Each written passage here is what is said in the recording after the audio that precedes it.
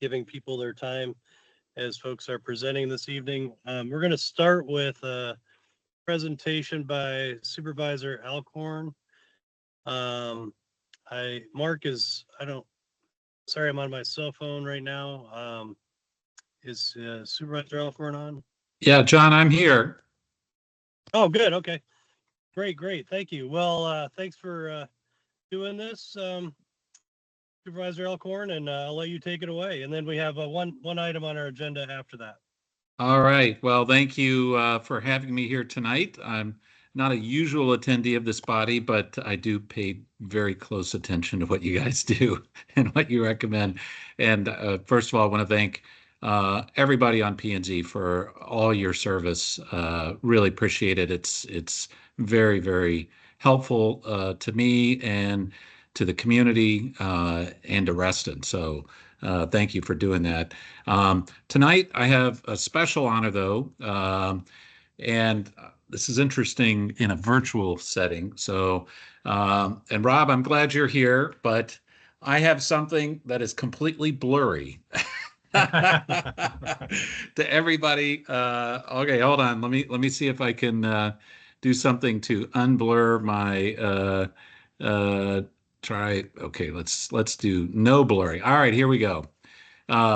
So this is the wonderful proclamation. It's actually a resolution and a framed one that Rob, I promised to get to you on an evening that's not virtual, one way or the other. But if P&Z will bear with me for just a couple minutes, I'd like to read it. So this is from the County of Fairfax. Whereas Rob Walker is retiring from the Reston Planning and Zoning Committee after 26 years of service, making him one of the longest serving members of this body that has existed for more than 50 years.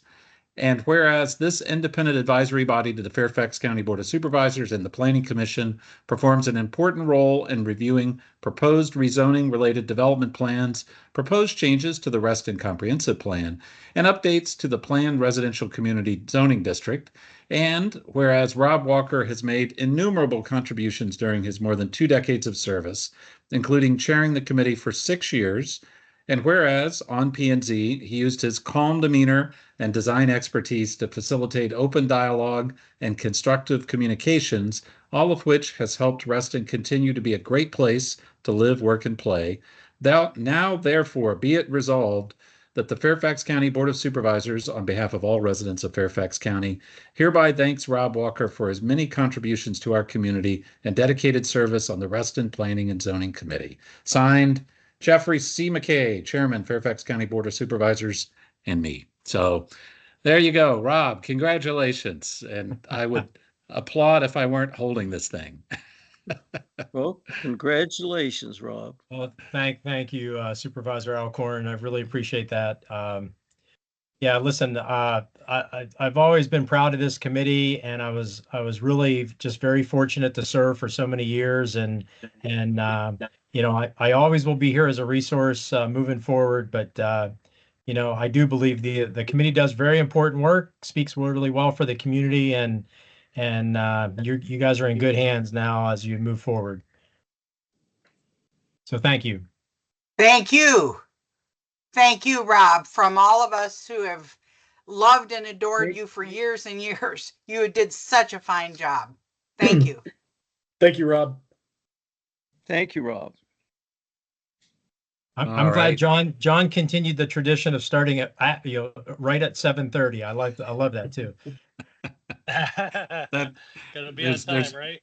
No better skill for a chair than being on time. That's that's for sure. Number one, right? That's right. That's right. Rob, certainly I think we all echo Supervisor Alcorn's sentiments and really appreciate everything he did. And for many, many years, obviously, it's quite a commitment of time, and certainly we all appreciate it, and you should be proud. So, John, thank you very much for letting me crash the meeting here for a few minutes. And Rob, I'll get you this plaque, I promise. Okay, sounds good. Thank you, John. Let you get back to your meeting. Thank you, Supervisor Alcorn. Appreciate it. Okay, Walter, are you going to take off now? All right. So I'm going to our- lurk for a little while, but yes, and then Okay, the issue that I raised with you, I'm not on your agenda here, so I'm just, Whoa, whoa, you know, whoa. Excuse I me. should probably back away from that. I'm sorry. Yeah, please. that's okay. Jim, we'll talk This is a later. formal meeting. Yeah. Mark, can you mute everybody, please?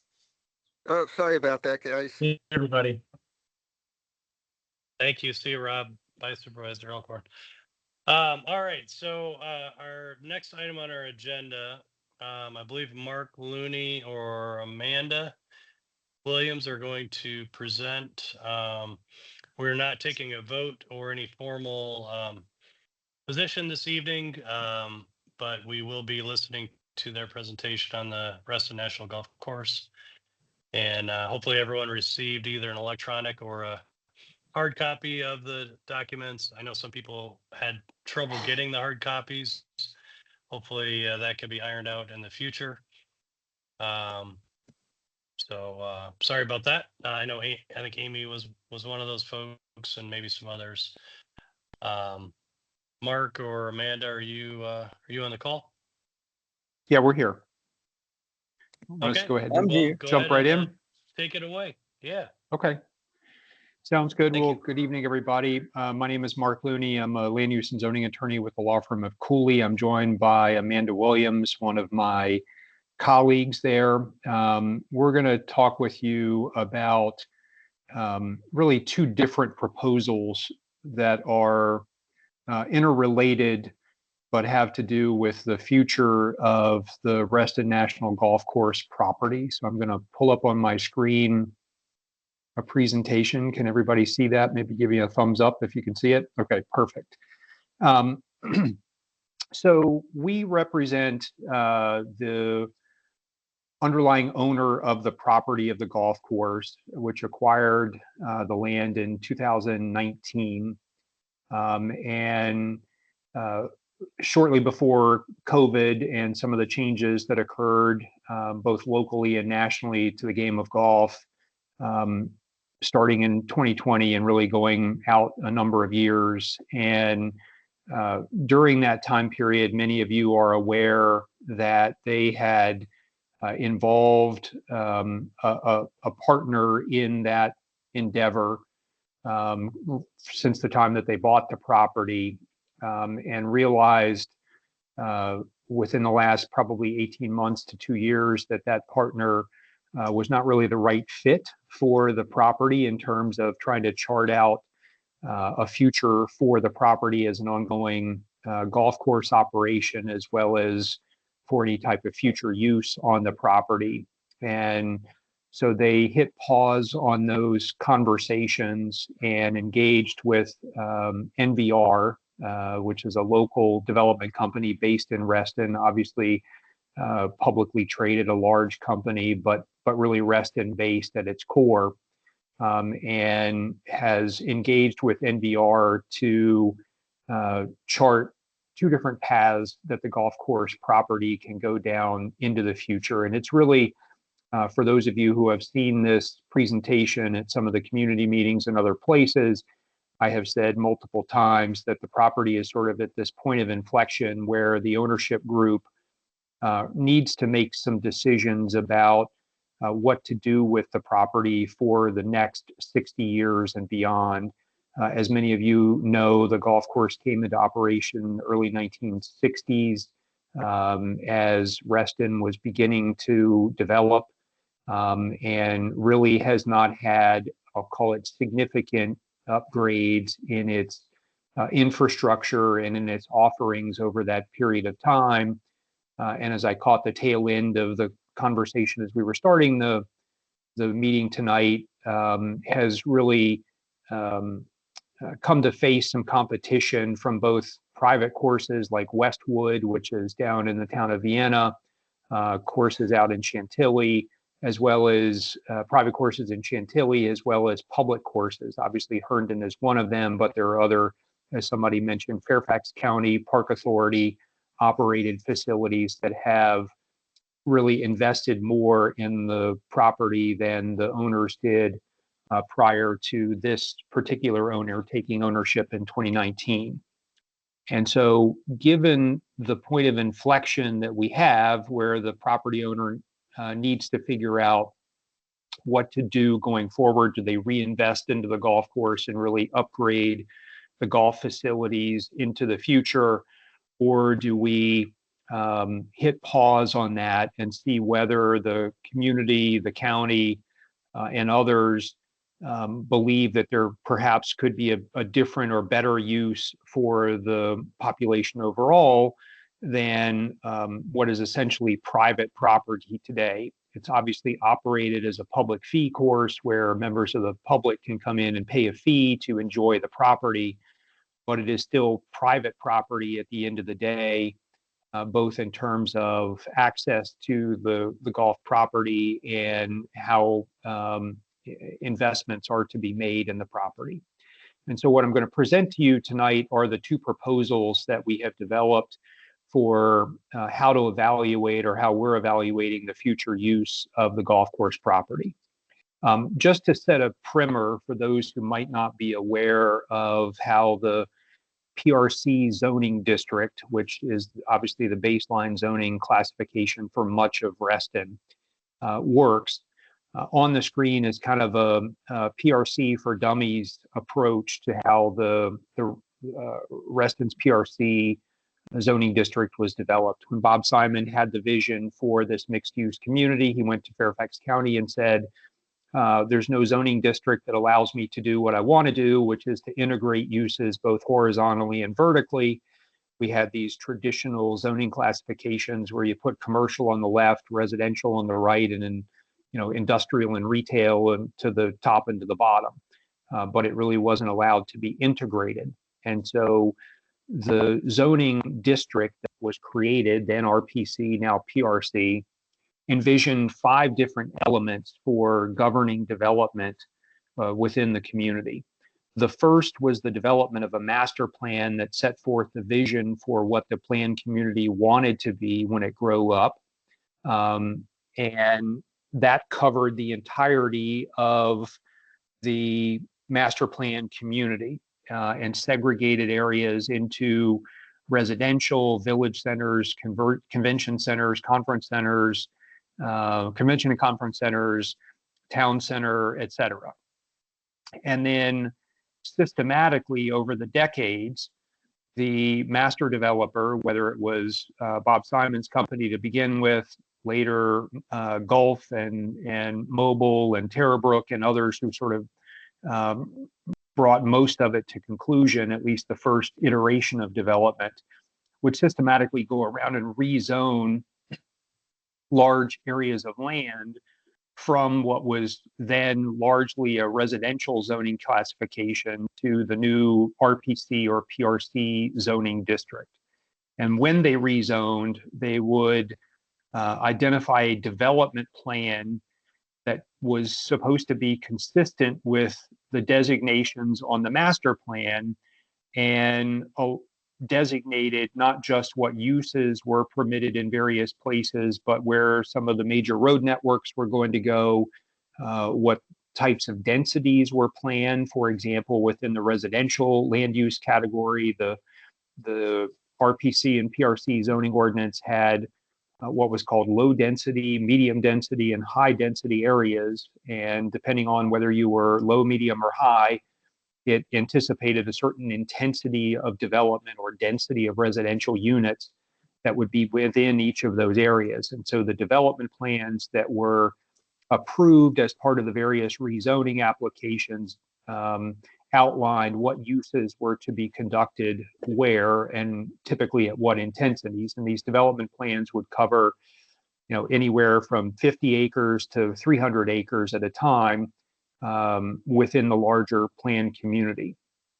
Once that development plan was adopted, then you shifted into implementation mode. And there were 3 elements for implementing the rezoning as shown on the approved development plan.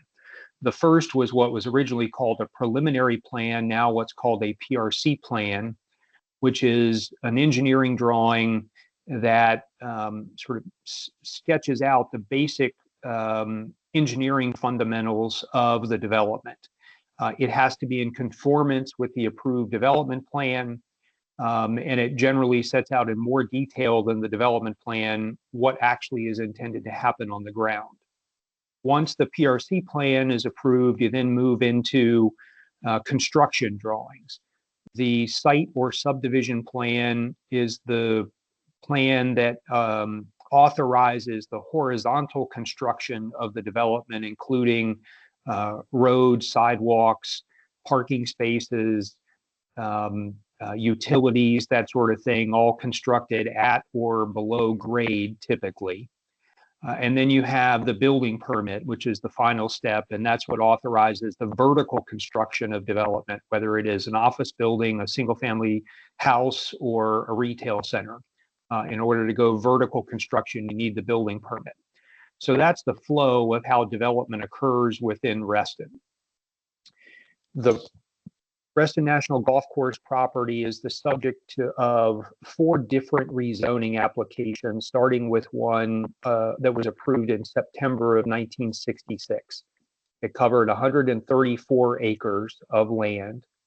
It's called rezoning B555 or B555. Only about 14 acres of what is now the golf course property was subject to that 1966 rezoning.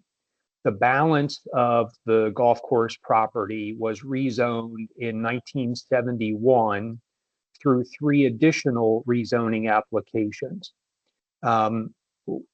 One was RC 135, which was adopted at the same time as a purported amendment to the PRC plan for roughly 45 acres of the 1966 rezoning. As I'll talk about later, it didn't amend the development plan, it just amended the PRC plan. And then there were 2 additional rezonings approved in 1971.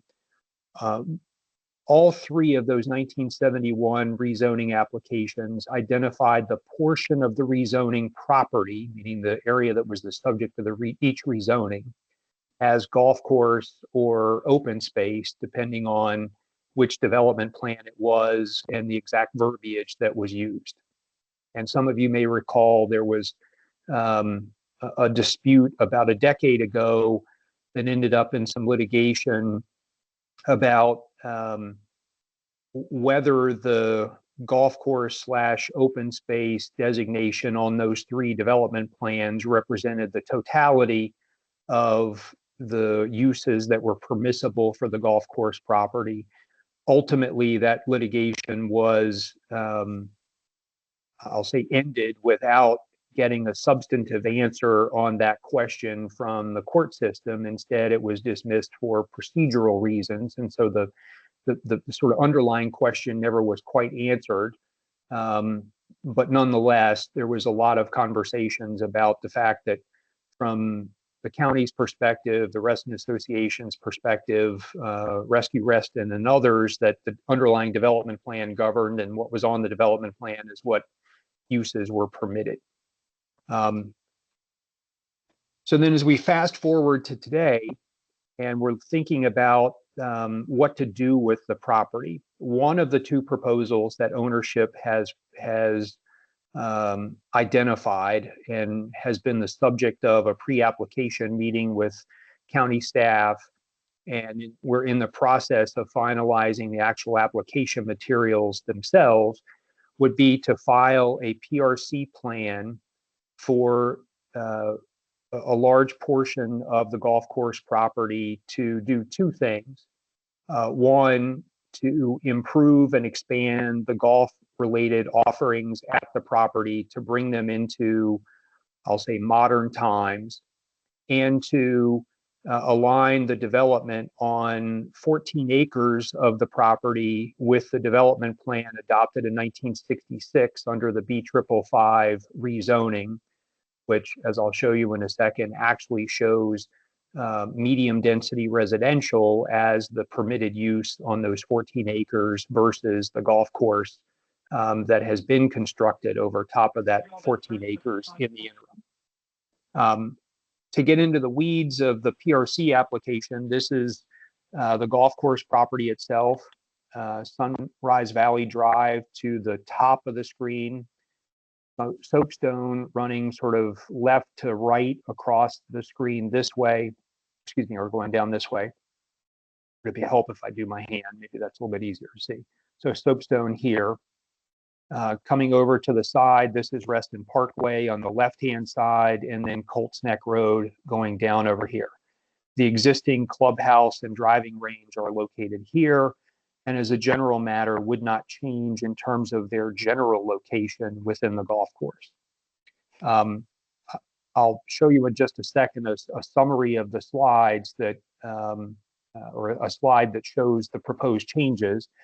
But at a high level, for those who know the way the golf course is laid out today, first and foremost, there would continue to be 18 holes of golf on the property. But we would propose to flip the beginning and end points of those 18 holes. Today, hole 1 leaves the clubhouse and goes south, sort of parallel to Colts Neck. Under this new plan, we actually would flip hole 1 and it would go east. I'll call it sort of along where or parallel to the driving range today, extend out farther to the east and then circle back. And hole 9 would be coming back on the north side of the property.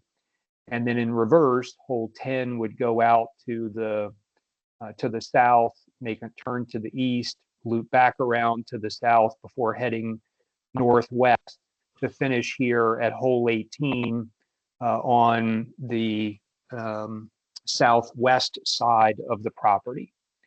So we keep 18 holes of golf, but they would essentially be reversed geographically for where they began and end, or they begin and end, in order to take advantage of some additional stormwater detention facilities and amenities that would be added to create a better finishing hole on the property. As part of that, there would be adjustments to the locations of the tee boxes and the fairways and the greens, reconfiguration of the topography and some of the sand traps and other elements within the fairways and near the greens, as well as just overall general improvements to the golf infrastructure, so sprinkler systems, etc. The bulk of those improvements would be, I'll say, made to what would become the second 9 of the golf course. So we wouldn't necessarily improve the infrastructure in what would become the front 9 and is today the back 9 on the golf course. We would leave some of those infrastructure improvements to a second phase for the golf course improvements at some point in the future. In addition to reconfiguring the golf course itself, there would be upgrades to the existing driving range to make it lighted so that it can be used during the winter time and in the evenings, particularly in the winter time in the evenings when the sun sets at 4:30 or 5 in the afternoon. It would be a multi-tiered driving range, and I've got some exhibits to show you that in a second. There would be upgrades to the clubhouse to add additional food and beverage offerings, areas for chipping and putting improvements and instructional facilities on both sides of the driving range over here, along with a reconfigured parking lot and entryway. And then on the 14 acres that is the subject of the B555 development plan showing medium density residential, those portions would be developed into about 288 stacked townhomes under the plan that we have now. This is a summary of those various improvements as they would go along the course. We also would, as I'll flip back over here, add a new back 9 grill, kind of at the middle of the back 9 golf holes that would be accessible off of soapstone on the eastern end of the property.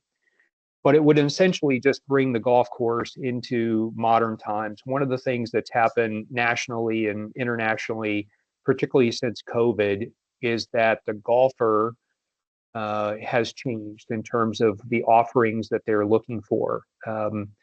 It used to be that people would go out and play 4 or 5 hours worth of golf and then sit at the clubhouse for an hour, perhaps before or after. in today's world, they're looking for shorter excursions and shorter outings. That could mean playing 9 holes instead of 18, but it could also mean coming to the driving range for 45 minutes and then doing chipping and putting for another 45 minutes. It could be that they come out and take lessons indoors or outdoors and then spend time at the chipping and putting areas.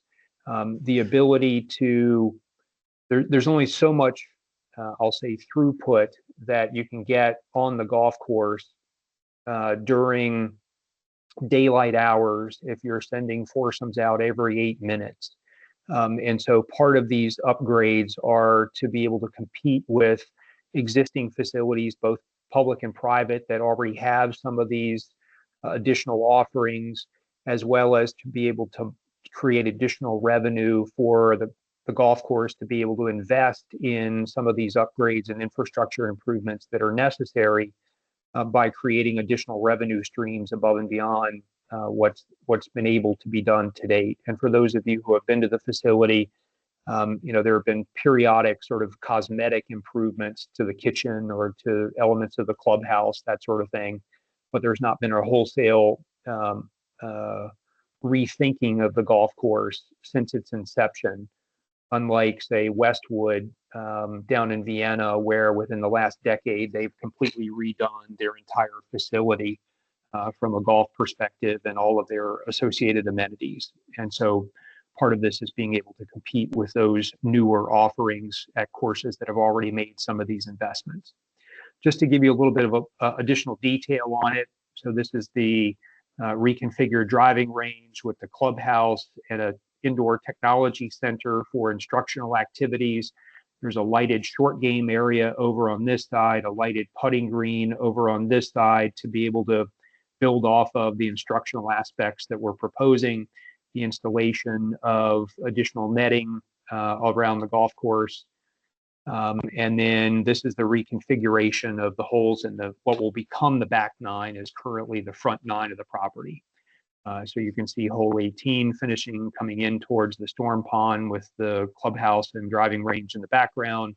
Hole 10 going out, the stacked townhouses on about 7 acres of the property. Going out to holes 17 and 11, additional townhouses on the southwest side. The back 9 grill off of soapstone that I talked about up here. And these are some examples of facilities that are both local and national, privately owned and municipal in terms of the types of facilities that are being offered in different areas. Starting on the left-hand side, this is a municipal driving range and a municipal golf course. Down here to the left is a similar municipal golf course with the driving range over here, and then the lighted golf holes over here. This is just a more pedestrian level view of a similar facility. And then in the upper right-hand side, this is a Fairfax County Park Authority facility that has lighted bays and is multi-level in its facilities. The intent with this is not that this is a midnight on a Saturday activity.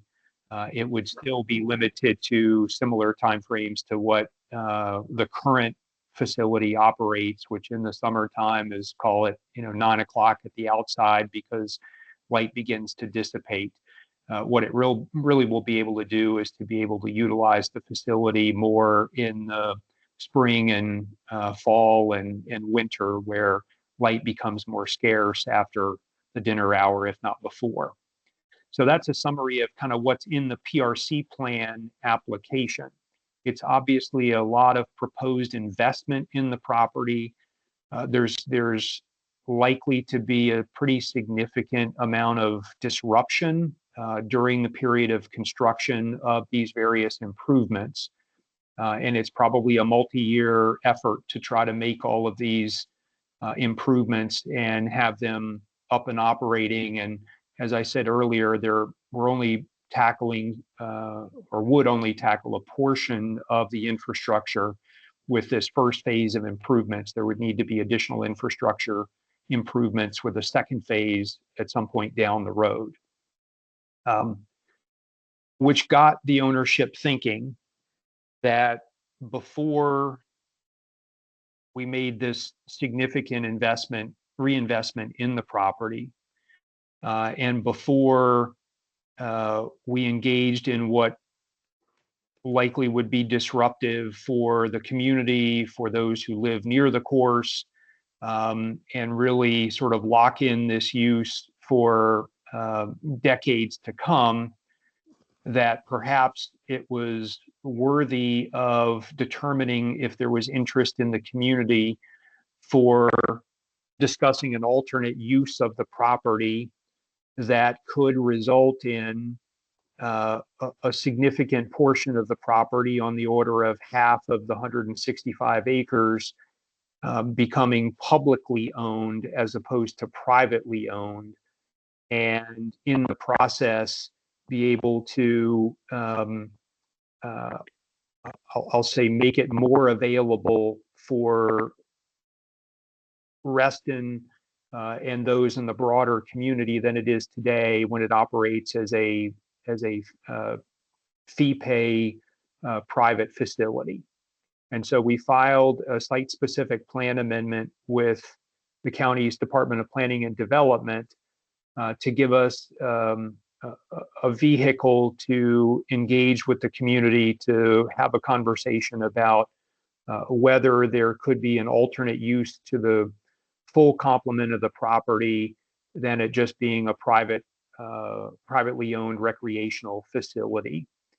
And so the SSPA proposal that we have submitted to the county essentially would take about half of the property, roughly on the order of 80 acres, and make it dedicatable or dedicate it to Fairfax County, the Park Authority, or perhaps other entities for use as public space, whether that is program public space or whether it is rehabbed natural space by going in and replanting areas, et cetera, and reserving the balance of the property for development.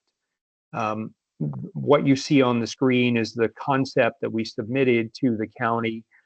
I don't know that we are, I know that we are not necessarily locked into this exact distribution and division of where the development piece starts and where the open piece ends, that there is obviously some flexibility if folks are interested in engaging in this conversation about where the lines are drawn.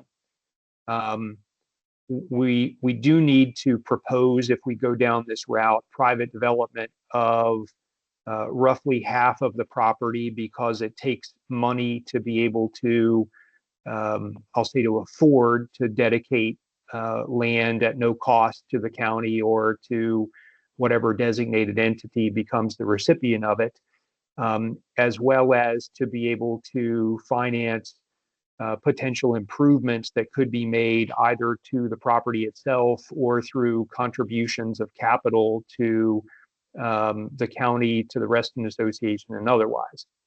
A few thoughts. I know that, well, let me finish this slide and I'm going to come back to it. But this is the concept, is to engage, see if there is an appetite for a conversation around, as we look out the next 60 years, would it be beneficial to the community to take some element of the property and put it into public hands as opposed to keeping it in private hands? In connection with that, there are a number of potential benefits to Reston. One of which I appear before this committee, or our firm appears before this committee all the time. One of the questions that we get typically in the first 5 minutes of a presentation is, do you intend that any residential units that are proposed with a development project would join the Reston Association? This property, as it sits today, is not subject to the Reston Association covenants, which means that should any residential units be constructed on any portion of this property, they would not be required, I'll say, to join the Reston Association. in conversations with NVR and the ownership, NVR, if the SSPA proposal gets legs, and ultimately there is agreement on, I'll say, repurposing the property for something other than golf to include private development and public spaces, that NVR would engage in a conversation about being members of the Reston Association. It's their intent to join the Reston Association and subject any new residential units to the Reston Association covenants and to accordingly pay dues. You may have read in the papers that we attempted to have that conversation with the Reston Association a few weeks ago and they declined. But the opportunity still exists. At the same time, we're aware that the RA has a fairly significant backlog of capital improvement projects that need to be funded, because just like the golf course is 60 years old, many of RA's facilities are decades old, if not nearly as old as the golf course, and that there needs to be reinvestment in those pools and other facilities, just like we're talking about reinvestment in the golf course here. And should the SSPA be considered and ultimately agreement reached on the contents of what a public-private development project could look like here, that there would be resources that could be made available to the Reston Association to help from a capital improvement standpoint at chipping away at some of that backlog. So the intent would be that if we can engage in the SSPA process with the community, that it would be with the intent that we become partners with the Reston Association in terms of trying to meet the expectations that the RA has for future residential development, as well as in trying to address some of the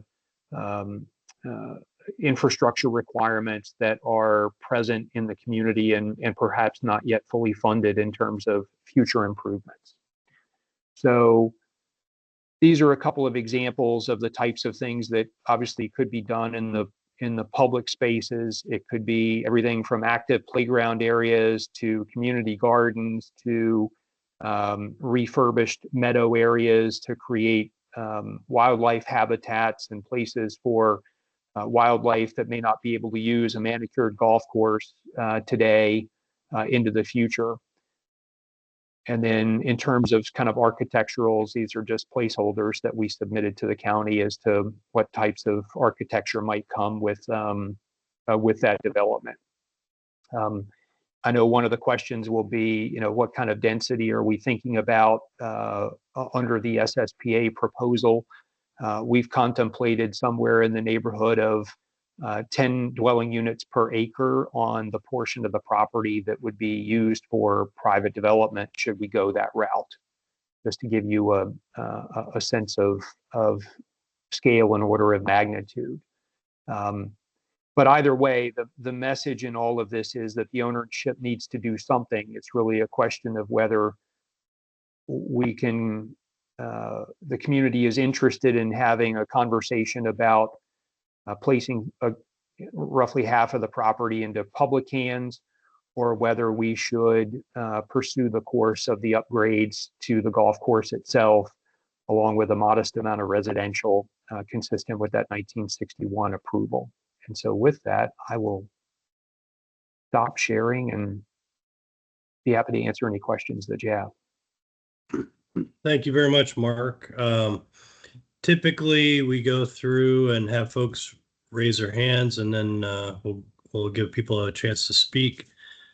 Let's start with the Planning and Zoning Committee first, and then we can open it up for the public after that. So looks like, Lynn, you are number one on my list, if you'd like to share some thoughts. I think you're muted, Lynn. Lynn, I don't think we can hear you, or at least I can't.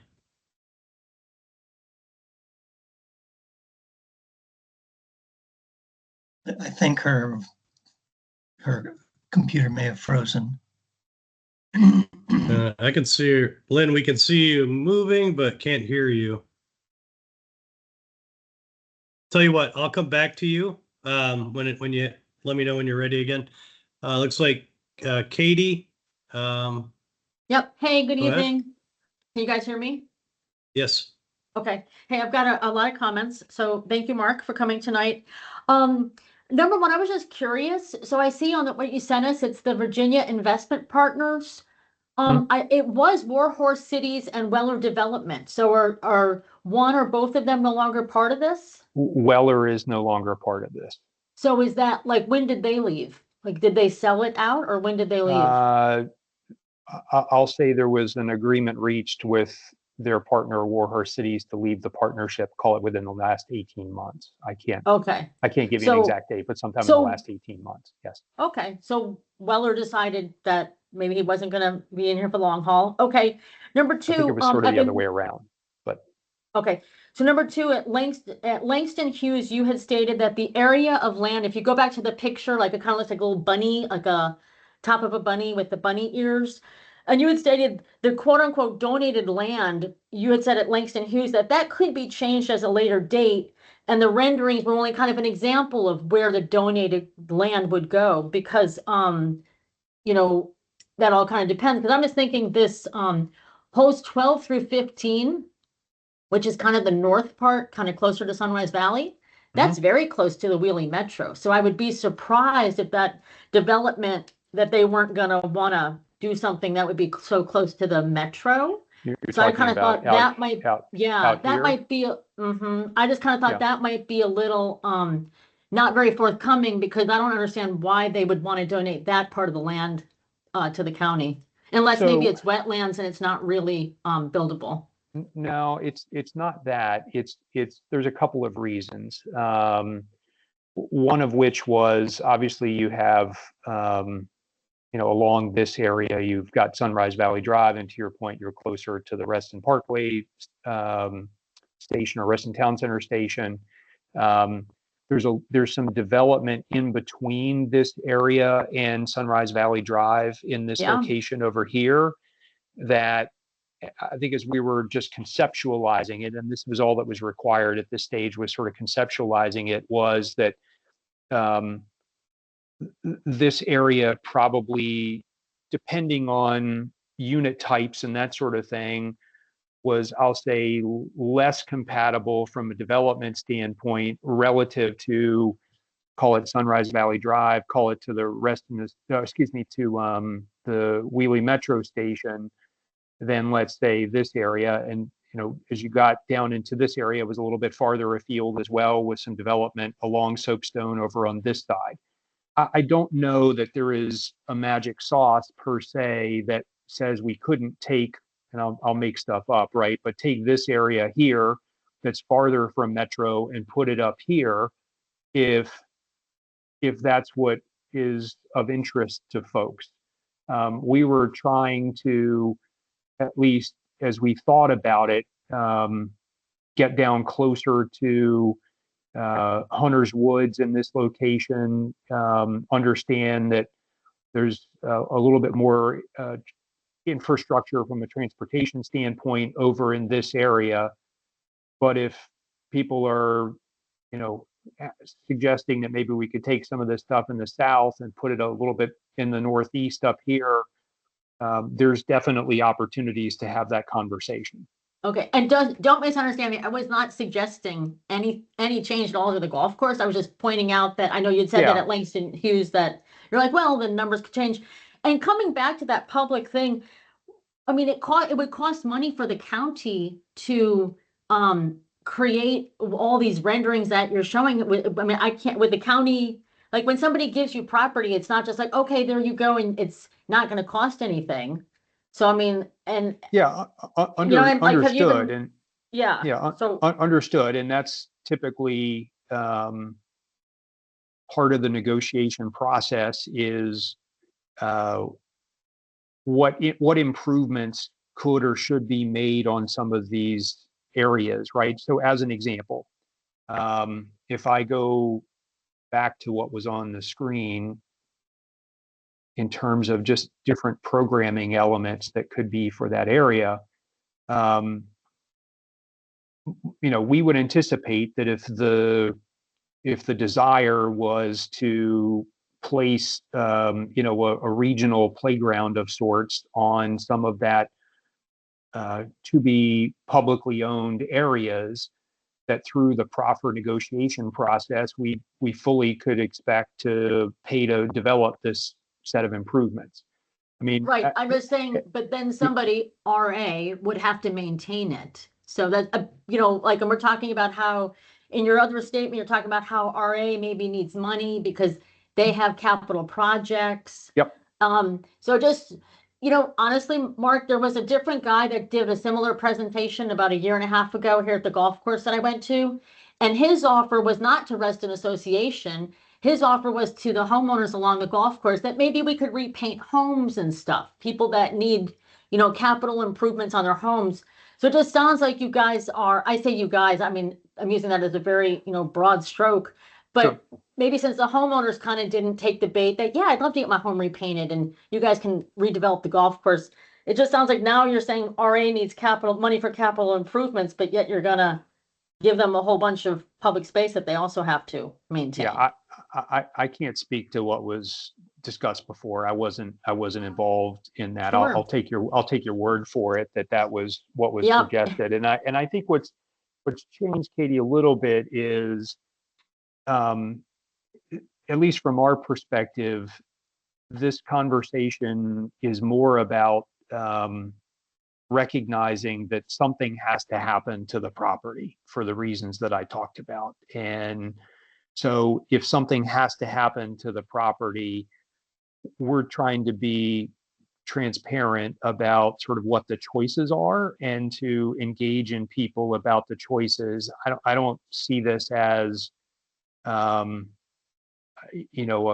conversation of, we're going to paint somebody's back deck to win one vote in favor of what we're doing, right? That's not the approach that we're talking about here. This is about, really trying to point out it's a moment in time that, depending on the direction we go, it may never arise again. And so that's all we're trying to do, is just engage the conversation around, if folks are interested in, I mean, we had one comment at one of the community meetings, I can't remember which one it was, where they said, you're the fourth or fifth person who's come in and talked about doing something with the golf course. When are you going to stop? And I think my answer was something to the effect of, so long as it's in private hands, you can't guarantee that it will stop, right? The way to potentially put some of this to bed in perpetuity is to put a large portion of the property in public hands if it goes in that direction.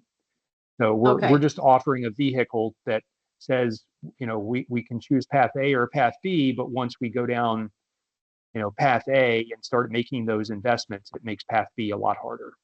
Okay, but Mark, just there are a lot of privately held golf courses in the DMV area that do not come up every year or two for wanting to be redeveloped. So just because something is private hands doesn't mean they need to, want to develop it into townhome communities. And that being said, I understand you guys need to update the golf course. I think that's great. It's sort of like when you have an older home, you have to redo the kitchen or redo the bathroom. You just kind of got to update as you go along. So I want to say, I think it's a great idea that you guys are doing updates.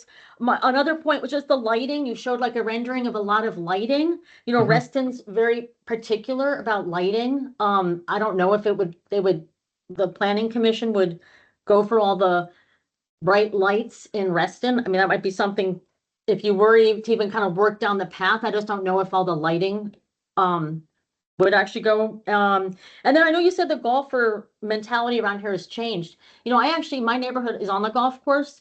This place is stacked and packed all the time when it's nice weather. My son himself, he's a D1 golfer at college. He and his friends, and I'm in business, plenty of people, they love the 4 and 5 hours on the golf course. That's where deals are made. People are hanging out, having a great time, camaraderie. So I do have to push back on that whole thing that golfers only want to go out for a couple hours. then you go play 9 holes. You don't play 18. Yeah, I hear what you're saying. I guess where I was, if I was perhaps inarticulate in what I was trying to say, was that you can't afford to reinvest in golf courses at the scale that we're talking and reinvesting if you're doing so on foursomes playing 18 holes every 8 minutes. The revenue is not there, right? When Westwood went in and redid all of its facilities a decade ago, they doubled their initiation fee. They increased their dues monthly. Like there was a very significant commitment from the membership to be able to make those improvements. And Of course. part of what yes. what we are proposing with this is, because there's no membership, we need to expand the number of customers who can be serviced at the facility at any one time to be able to have sufficient money to be able to make those investments. And so Okay, and Mark, I the don't way want to to go do back that and is through forth. these additional amenities. Right. And I get it. I don't want to go back and forth with you, but like they overpaid. They bought a golf course that they wanted to develop. So they didn't buy it for the golf course experience. They bought it thinking that they could do a bang up multi-million-dollar deal to force it into residential, or, whether it be townhomes, stacked townhomes, high rises, who knows what it will really end up being if it goes down the road. But it's sort of like if I paid a lot for my home and suddenly I can't put blinds and redo the carpeting and redo the flooring, maybe that happens when you overpay for something. You got to kind of wait a little bit longer. Finally, my last question: that picture of the 4 driving ranges, the renderings that you gave us, are any of those in Fairfax County besides the top one on the right? Are any of those you kept saying municipality locations, are any of them in Fairfax County besides the top one on the right? No, none of them are in Fairfax County. The Park Okay. Authority hasn't built facilities like that. There is a par 3 course over in Falls Church, near Fairview Park, Mm-hmm. that I I just called believe Pinecrest, has, maybe. yeah, it may be Pinecrest, that I believe has some lit elements, but it's an executive course. Yeah, like a par 3. It's not, it's not a full 18-hole regular length Okay, golf course. well, I will let other people It's more ask of questions, a, but thank you so much. amusement facility. Yeah, thank you. Lynn, Sure. are you back online? I can't hear her. I can't either. Okay, she put her questions in the chat, so I'll just read them off for her. Question number 1: to which parcel number does rezoning RZB 555 pertain? It's a portion of parcels. It's not one parcel. It's not broken. The parcels were combined from a legal standpoint at some point, but the legal boundaries of B555 are a portion of 1 or 2 of the larger parcels. Amanda, do you have that handy? Can we look that up and just tell Lynn which parcel I it can is? look up Yeah. which combination of parcels it is, and I can put it in Yeah. the chat. Yeah. Okay, May I thank you. speak? May I speak? Next, no, please hold. We're planning and zoning committee members are speaking currently.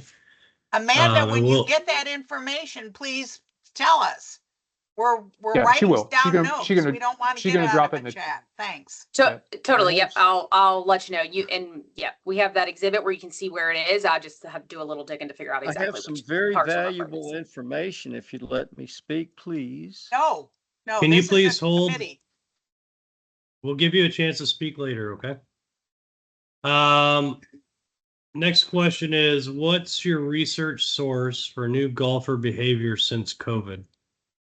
So the operator of the golf course is a firm called Kemper Sports. They operate somewhere north of 110 golf courses all across the country, and both the identified upgrades and the design of those upgrades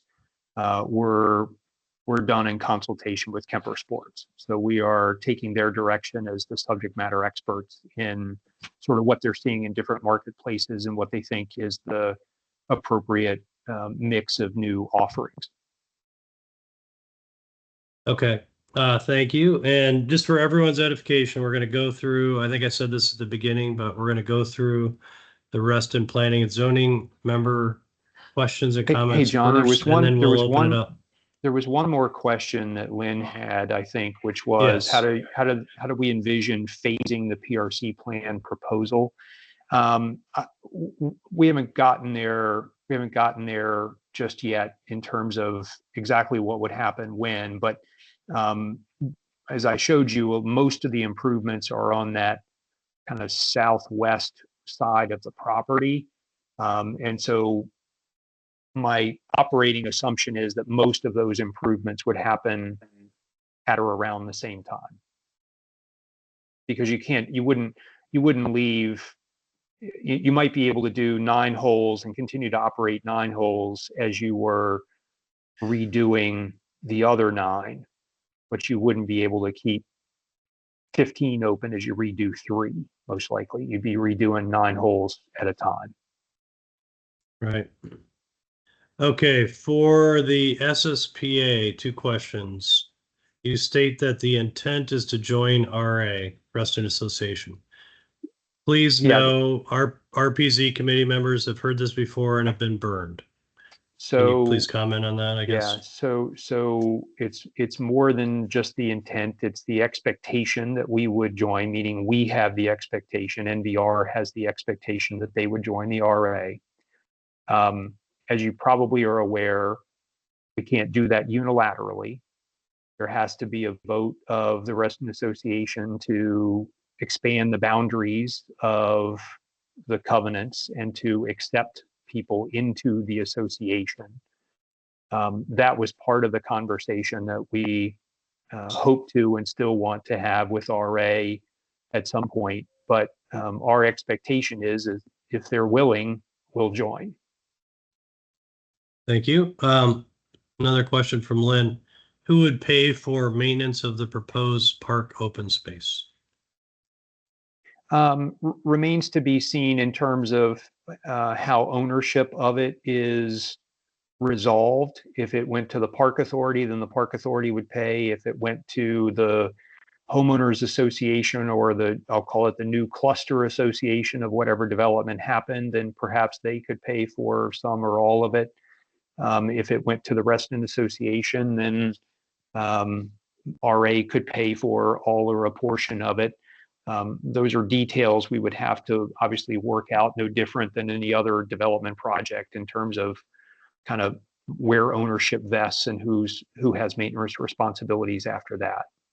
The question we're trying to answer is it even worth a discussion about that, the idea of creating these public spaces as opposed to having all the details? That all comes later. The question is, Sure. Is this a conversation worth having? Thank you. I believe that concludes all of Lynn's questions so far. Looks like David and Sue, you're up next. Good evening, Mark. Thank you for the presentation. I'm probably in the minority in this crowd, but the SSPA proposal that you're looking at or you presented seems interesting. And if my math is right, you're looking at somewhere between 850 and 900 dwelling units in that area. Is that correct? Correct. It's probably too early to ask this question, but it seems to me if you folks are going to do that, that it might be a good opening bid to make extra room for affordable housing. Those townhouses could be easily intermixed with, the affordable units could be easily intermixed in that number of houses. And so just a note. I don't know how you want to respond to that, if you want to respond to that. Yeah, I mean, thanks, David. I think as you know, if it's an all townhouse or all stacked townhouse development, the minimum zoning ordinance expectations is 12.5%. That's required under the zoning ordinance. Right. And I'm sure that if we engage in an SSPA conversation, that there will be, further discussion about whether there's additional attainable housing that can be part of the mix above and beyond what the ordinance minimums are. We certainly do that at the transit station areas, right, where there are workforce dwelling unit requirements on top of, or expectations on top of the required ADUs. So you're correct. There's ample opportunity to have discussions about more attainable housing. Good. And one last question. Could you explain why Reston Association didn't want to have that preliminary discussion with your client about those potential new RA members? All I know is what was in the newspaper about that, which was that we had asked to meet with the land use committee and had gone through the proper channels to do so. And the day before we were set to meet, I think my understanding is that the Reston Association board intervened and told the land use committee not to meet with us. So that's the extent of what I know, and that's from the reporting in the media. That's disappointing. But anyway, thank you very much. Thank you, David. Does Sue have any other questions, comments? I didn't have anything at this time. No, thank you. Okay, thank you. Jared, looks like you're next. Great. Mark, again, can you hear me okay? Yes. Okay. Thanks for the presentation. So a few questions, and I'll kind of loop back to it. First, just comparing the two options. I know you're in the concept phase. Do you have a count of how many property owners would have like a change of use to their adjacent property versus like option 1 versus option 2? How many direct homeowners would be impacted? I don't know that we have a specific number identified. I can pull up the map, and I don't think you have to count right now. I think that would be good information, I think, for us to help understand how many property owners would be directly impacted by both options to help balance pros and cons. Yeah. I think that would be a nice thing to understand. Yeah. So, I mean, I guess it depends on, Jared, maybe one question would be, when we talk about impacted, what does it mean to be impacted, right? Because the change in use is really limited, I'll say, to these two areas here, which is, right. You got a cluster here and a cluster here. But otherwise, it's still golf course everywhere else. And so even if these units weren't proposed, if the ownership went in and, let's say, redid, these 9 holes over here, there's still, and this is our point, right? There's still disruption that's happening in these areas because you're regrading, you're moving tee boxes and greens and bunkers and other sorts of things. I don't know whether, obviously it's not a change in use when you do that, but there's a change in circumstance that happens. And so this has been sort of this was a reason why we came up with the SSPA proposal, was if we're going to disrupt all of this area, should we think about it differently before we do? And sure. So that's the real change. But the change in use is pretty limited to, this area along Colts Neck here and down over here. Okay. I guess this is South Lakes here.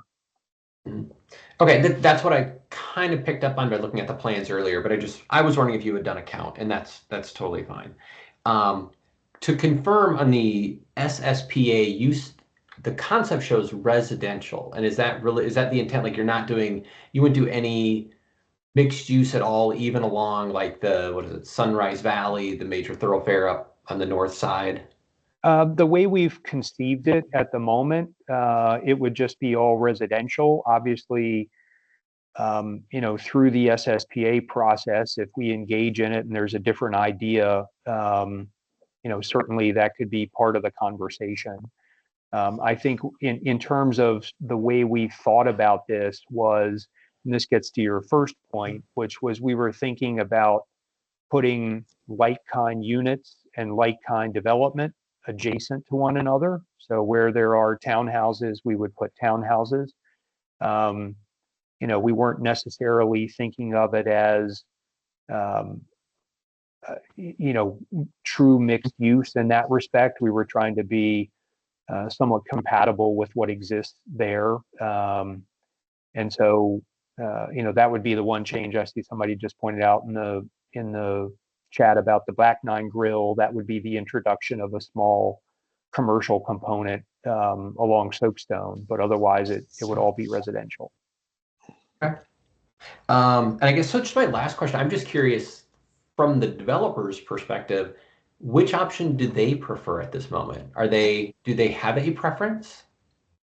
It's a good question. Obviously we're putting a lot more money at the moment into the PRC plan. We're pushing the engineers to try to finalize that. I think the reality is, I think to help put some of these questions to bed over time, and what we think would be most beneficial to the broader community at the end of the day is the SSPA, because it offers understanding there are people who live on the existing golf course today who might disagree with this notion. But the idea of, in a community of 65,000 in Reston proper and in the greater Reston area, putting in significant more public spaces that could be preserved in perpetuity and made available to the public at large, even for those who don't live on the golf course, we see that as a significant benefit and opportunity. So I think for that reason, we think the SSPA makes sense for the broader community at large. Okay, thanks. Those are all my questions. Mark, just one clarification. Thank you, Jared.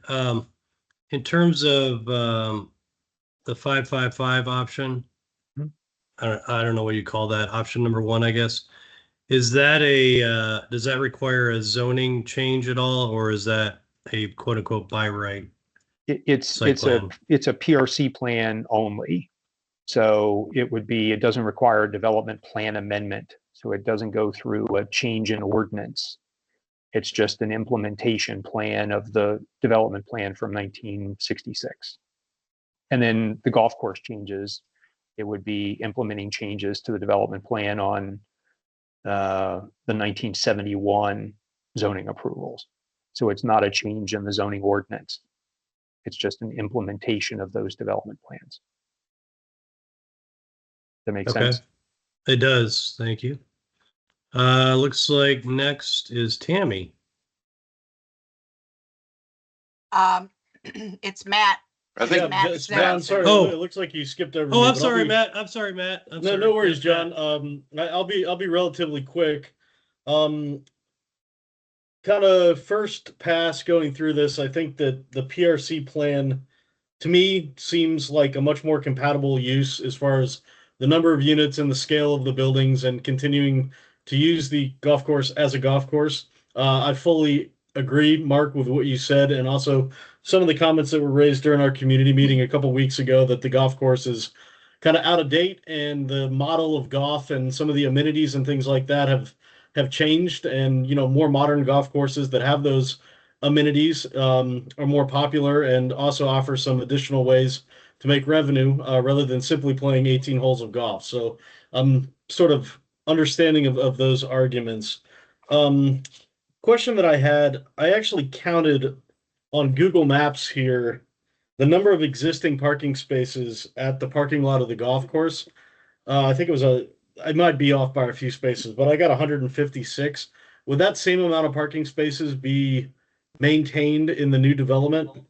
Yeah, on that order, I can't give you an exact number. We're still fine tuning that as we're finalizing the PRC plan, but certainly on that order of magnitude, yes.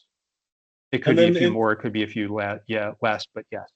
Looking at the stacked townhouses, it looks like I counted them up, so I got 292 unit. So each one of those would generate 2 parking spaces. That's quite a bit of new traffic coming in and out of South Lakes there, and I guess Sunrise Valley. Have you looked into, or is it too early to look into any sort of traffic management um, for the intersections where those are intersecting with the existing roads there? Yeah, so we'll have to do some work with VDOT and FCDOT on the entrances and that sort of stuff when the PRC plan comes through. So we'll anticipate doing that in the PRC plan review process as we would even on a by right site plan. They'd still be looking at those sorts of things.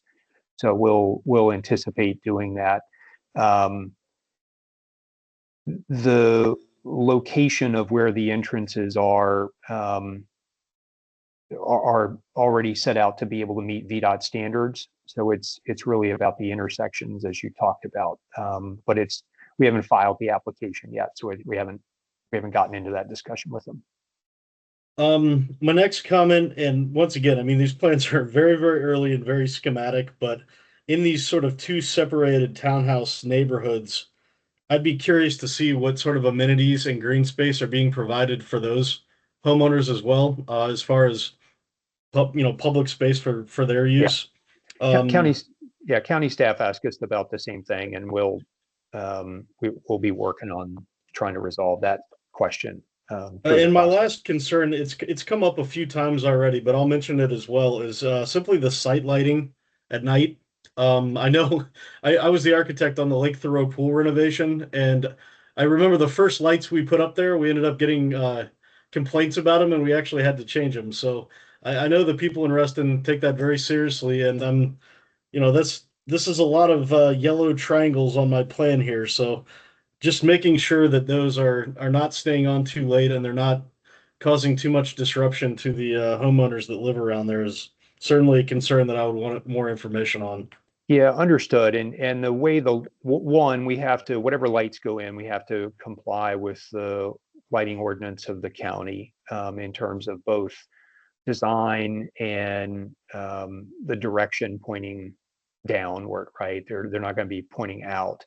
And as I said earlier, the intent is not to run this as a midnight on a Saturday type of operation, but to keep it consistent with kind of the hours of operation that are currently in use now during the summertime, right? Where there's actually lights off of the back of the driving range today. They just don't get used very often because the driving range isn't heated in the wintertime. And so hardly anybody's out there in January hitting drivers at 7:30 at night because it's just too cold, right? Once we have heated bays and are able to do more year-round activities, we'd still be turning off the lights at roughly the same time that the current operation ceases in the summertime, right? Which is in the 8:30, 9 o'clock timeline in June when the days are the longest. My last question here, looking at the sort of reconfigured 9 holes on the bottom part of the plan, and where you've got some of your new townhouses developed, I could see on at least the 18th hole, if you took your tee shot and kind of landed on this fairway and shanked it pretty bad, you'd definitely be in range of hitting those houses. So, I'm not a golf course designer. I don't pretend to be, but I have played some golf and know you can definitely hit houses around golf courses. So some care put into that is important as well. Yeah, I appreciate that. And it's interesting. I didn't realize this until I got involved in this. But one of the things that the Kemper sports people explained to me was, to your point, when they design golf courses, I think the statistic they gave me was 90% of golfers are male and 90% of that 90% are right-handed. And which means that for those of us who try to play this game, we slice and we slice to the right. And when you slice to the right, you have a higher chance of hitting houses. And part of what they described was that when they design new golf courses, they tend to put the houses on the left-hand side of the fairway because that's the least likely side to be hit by errant golf balls. Obviously, if you're talking about, this thicket of townhouses over here, this plan doesn't show it, but there's pretty significant distance between those points now. But it's a point well taken, and as we're finalizing this design, we'll have to make sure that it all lays out properly. All right. Thank you, Mark. That's all I got. Thank you, Matt. All right, Tammy, you're officially up now. Thank you. Mark, did you present the material you sent in our packet, these 4 pieces? Is this what you presented to the county? When you say the county, is this what's in the The SSPA staff. Is this what the Yes. staff got to? Okay. Yes. I just want to say, in all the years I've been doing P&Z, this is the most contradictory, incomplete presentation that I've ever gotten in a packet.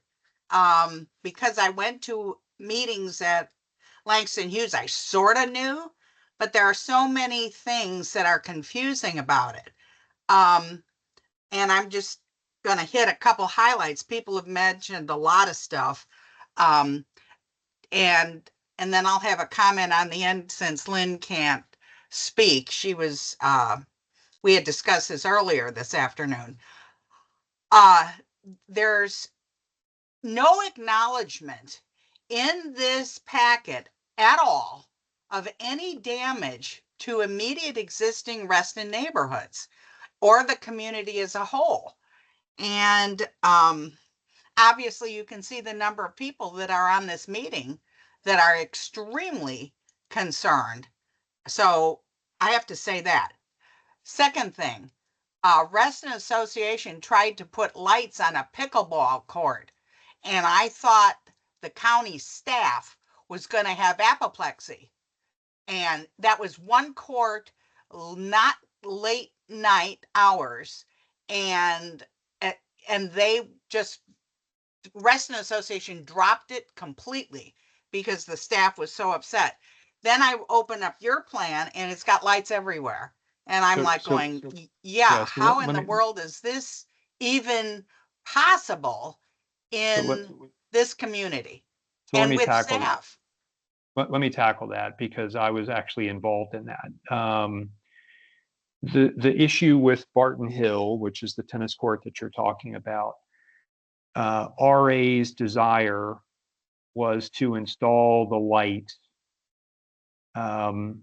once the design review board had approved them without needing to get a PRC plan approved by the county.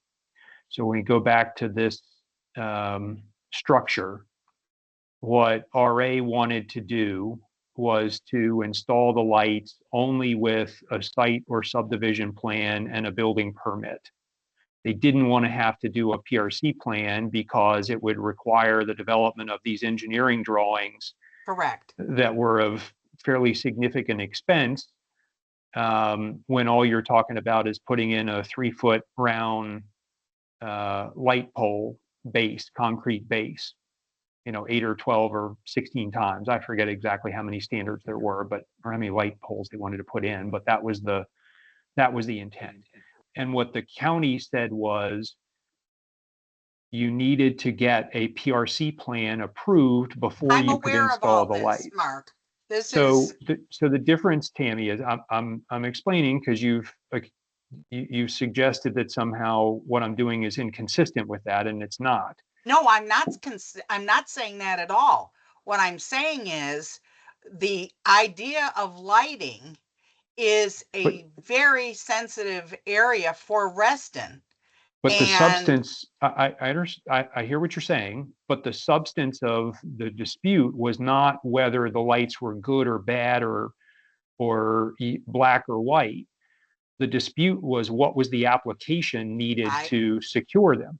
In this particular case, we know and have had a pre-application meeting with the county to file the PRC plan that the staff said that the Reston Association needed to file that the RA did not want to. So we're doing what the staff told the Reston Association was required as part of this application to be able to install the lights.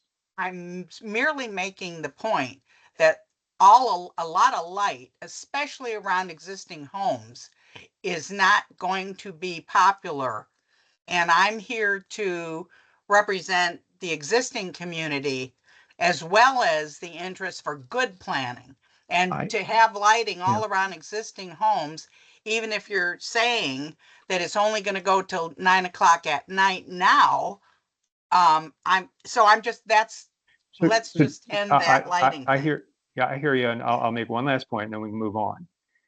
What you just raised is exactly the reason why we wanted to offer up the SSPA proposal as a way to, in knowing that the suggestion of adding lights to the facility was going to be controversial and was going to be disruptive to people. And so we're trying to offer an opportunity that rather than go and fight about whether a light pole ought to be 25 feet or 30 feet, or whether it ought to shut off at 7 o'clock or 8 o'clock, we're trying to have a discussion, or we're proposing to have a discussion about a bigger subject, which is, should this property, knowing the houses that are around it, knowing the community's interest in open spaces and other sorts of things, if there should be a different conversation about the future use of the property that is not arguing about the height of the light poles. That's the point of the SSPA nomination. Circuitous reasoning, but I'll accept that that's your answer. Please define, I take it all of these townhouses are 2/2s? Yes, ma'am. Okay. Are you going to jump in there and change the 2/2s to triplexes? Because we've seen a lot of triplexes on a lot coming in now, and we never have seen that before, especially in townhouses that likely won't have elevators. So I just want to get that on the table and put that out there. Propose it when? After it's been approved? No, obviously Well, not. just, I know this is preliminary, but I'm just putting out information for people that haven't seen a lot of the other SSPAs. We're seeing a lot of triplexes, which are 3 townhouses tall versus 2 townhouses. So that's of concern. How you come up with the 14 acres having 288 DUs. 14 times 20 is 280. Where are you getting these extra 8? They are among the, or a small complement of the bonus units that would be available under the ADU ordinance. Okay, and just so people understand, ADU can cover both actually affordable, sort of, and workforce. No, which it's just the lowest income tiers. So you're proposing that you're going to put, when lowest income, what AMI level are you talking? 50. Okay, 50. So I'm also interested in the new term I saw in your paper, in your documents, called attainable. And that's a new one that we've seen a plethora of WDUs and other developments that are coming in way too high for the lower income people who really want to live here and need housing. So that I want to bring that up.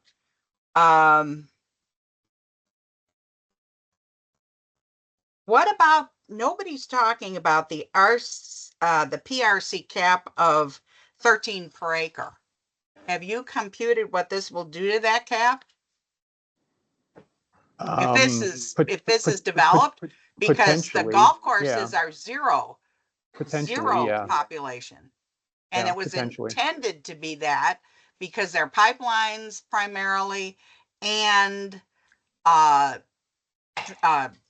floodplain, and that density for the golf courses, when Reston was planned and the PRC was designed, that density was given away to other parcels at that time on purpose.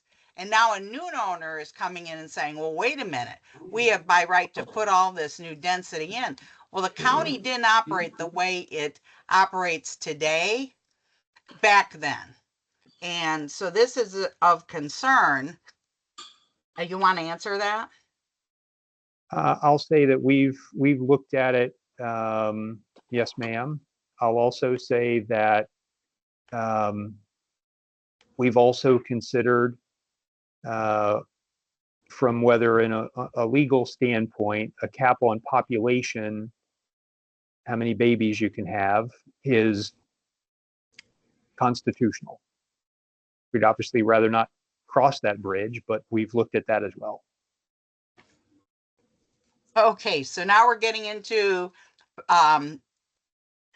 broaching the PRC cap of 13. And folks, just so that everybody understands, if you don't have a 13 people per acre average cap, you don't have any cap. And God help Reston, because it's so attractive, because we keep a cap, we keep open space, and we value nature. Okay.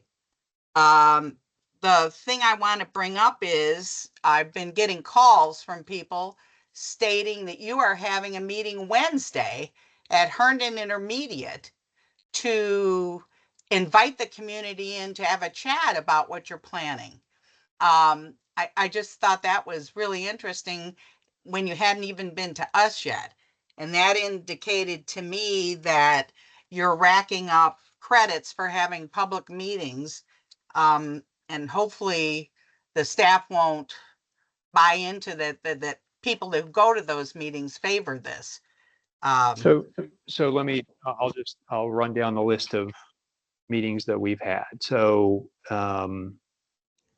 we held one in-person meeting and one virtual meeting for residents of the clusters who live around the property. We sent mailings to, Amanda, remind me how many, 1,600 plus or minus homes that line the golf course property or are in a cluster that lines the golf course property. So we had an in-person meeting and then we had a virtual meeting with those folks. We then presented at the community meeting that the county organized. And then we set up another meeting for tomorrow night where we mailed postcards to people who live in Reston who are not among the clusters that we had identified earlier. The reason that we did it is for the very reasons that I was stating earlier, which is we're at a point of inflection where we're trying to decide whether we go path A or path B.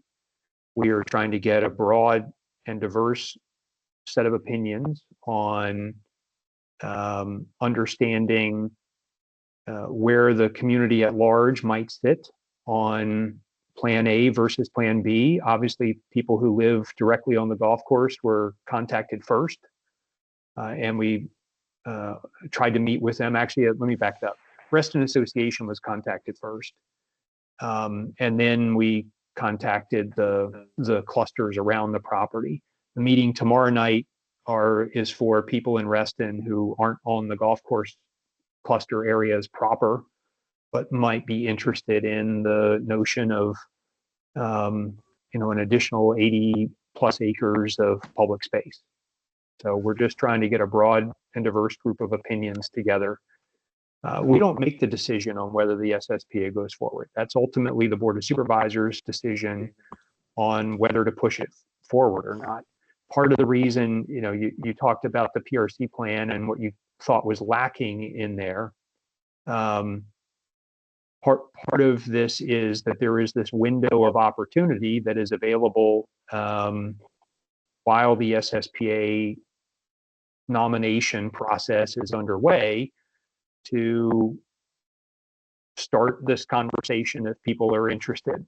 And so that's the reason why we don't normally come to the P&Z committee on a pre-application request to the county on a PRC plan application. We typically don't come to you until after the application's been filed and it's been through at least one round of staff comments.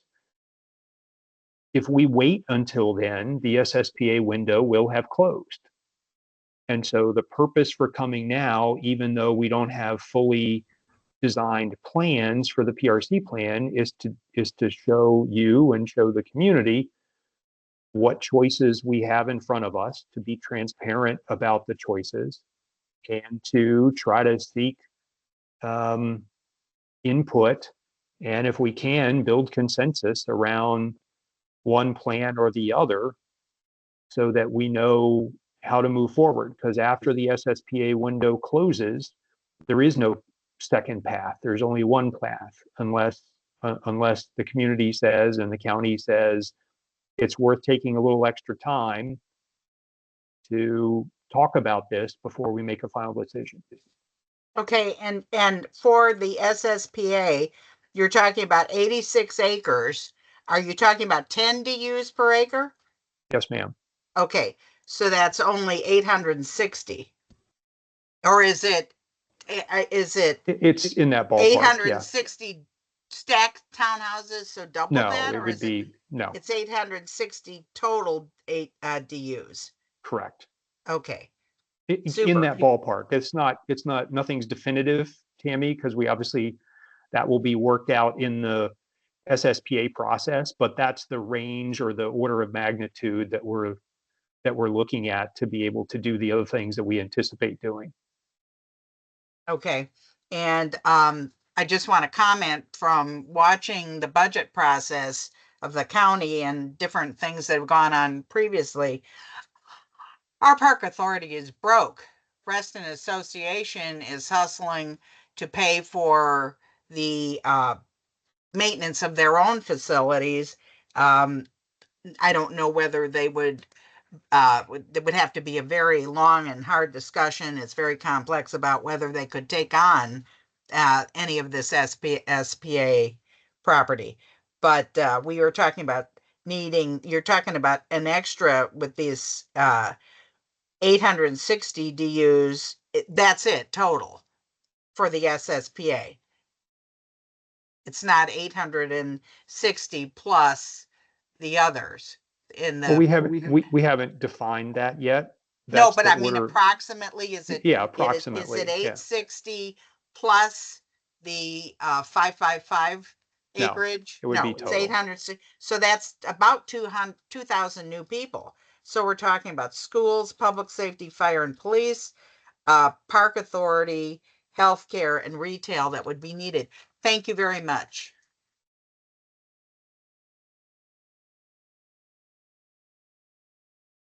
Sorry about that. Thank you, Tammy. Looks like Reese, you're next. Okay, great. Thank you. Thanks, Mark, for your presentation and for fielding all the questions. And thank you to the other committee members for all their passion and their questions. My question, I was referencing the SSPA statement of justification prior to this meeting. And I was interested in that statistic that was mentioned that less than 15% of the users of Reston National were based in Reston. I'm just a little curious about that statistic, and maybe if you have any context around that that might help round that out a little bit, whether it's year over year, how much that has changed, if there is any like broader comparison to other golf courses in the region. Is that typical? So I'll answer it this way, which is, as we all know, there's sort of Reston and then there's everything else, right? And so part of that is we have excluded in that calculus players that come from, say, Herndon, right? Because they're not Reston. Because as we heard earlier, you know, well, I'll just say that it's that way. So it doesn't mean that there isn't a greater percentage of people who are coming from within, call it 5 miles of the course, but it is the universe of people within the four corners of Reston proper. It's about 15% of the customers that come to the facility. Part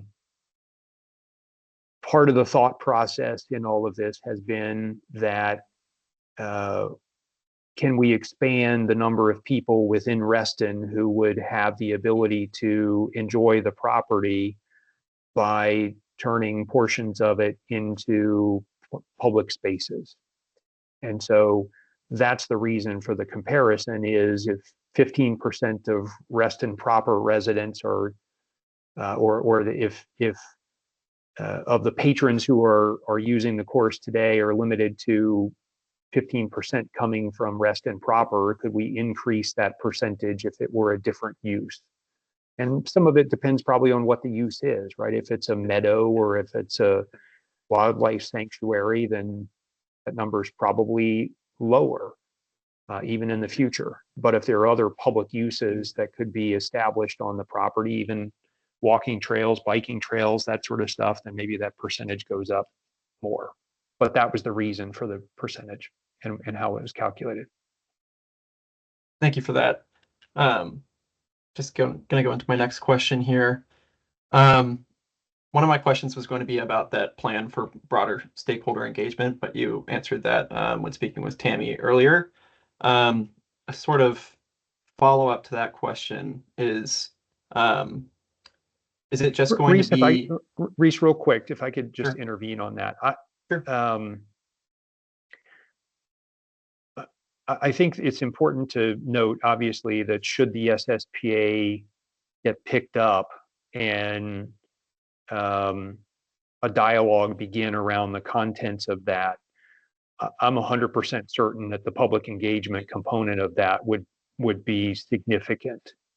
So I want to just make sure people understand that the community engagement process that we've been doing within the window of when the SSPA process is open is really about trying to build support for the SSPA moving forward as a vehicle for a conversation, as opposed to the extent of the community outreach, because this is just the beginning as opposed to the end of that. Okay, that's helpful to know. Thank you. I guess my question would be more of just a comment then, and that I hope that people like renters rather than homeowners are also included in that broad stakeholder engagement, because they can sometimes get lost in that shuffles, and that often includes, younger people. Yeah. And I'm just am hopeful that the postcards went to the mailing addresses. Okay, great. I'll ask one more question, then yield my time here. Going back to that statement you made earlier about that sort of 50-50 split of potentially like public land versus developed land. I'm just sort of building off of David's question from earlier about affordable housing. If that number is increased beyond that 12.5%, I believe it was, minimum, does that change the calculus of like that minimum amount of space that would be developed? I'm just thinking about how more affordable housing could potentially make this SSPA process be a little more appealing to some of the public, and just curious about that. Yeah, I mean, I think the best answer I can probably give you at this point is that it depends, and what I mean by that is, let's say it becomes a 30% attainable or affordable project as opposed to a 12.5%, that obviously changes the economics around it. So if there are, ways of mitigating that, then there's still the possibility of getting, that amount of public space made available. But obviously, as we all of that would get worked out as kind of whatever compromise were to come forward through the SSPA process. I think the message I would leave you with is there's certainly opportunities to talk about engaging or about increasing the percentage of attainable housing as part of this project. And we obviously know that that's important to Reston, and or at least traditionally has been important to Reston, and is something that a lot of folks are keenly focused on at the county now, is increasing the supply, not just of housing overall, but attainable housing. And so we fully expect, if we engage in that process, that going above the minimum would be certainly something people would expect. And I think we're prepared to have that conversation. We just have to get into the conversation first. Yeah, that's great to know, and I look forward to getting into that conversation. It's my view that the SSPA is potentially better for the community when compared to the PRC plan, but that's just me sharing my opinion. I'll go ahead and yield my time. Thank you. Thank you, Reese. Mike Jennings. Thanks, John. Thanks, Mark, for your presentation tonight. In reading the documents and hearing the presentation, I'll say I'm not a fan of the PRC, what I call the pseudo Topgolf redevelopment.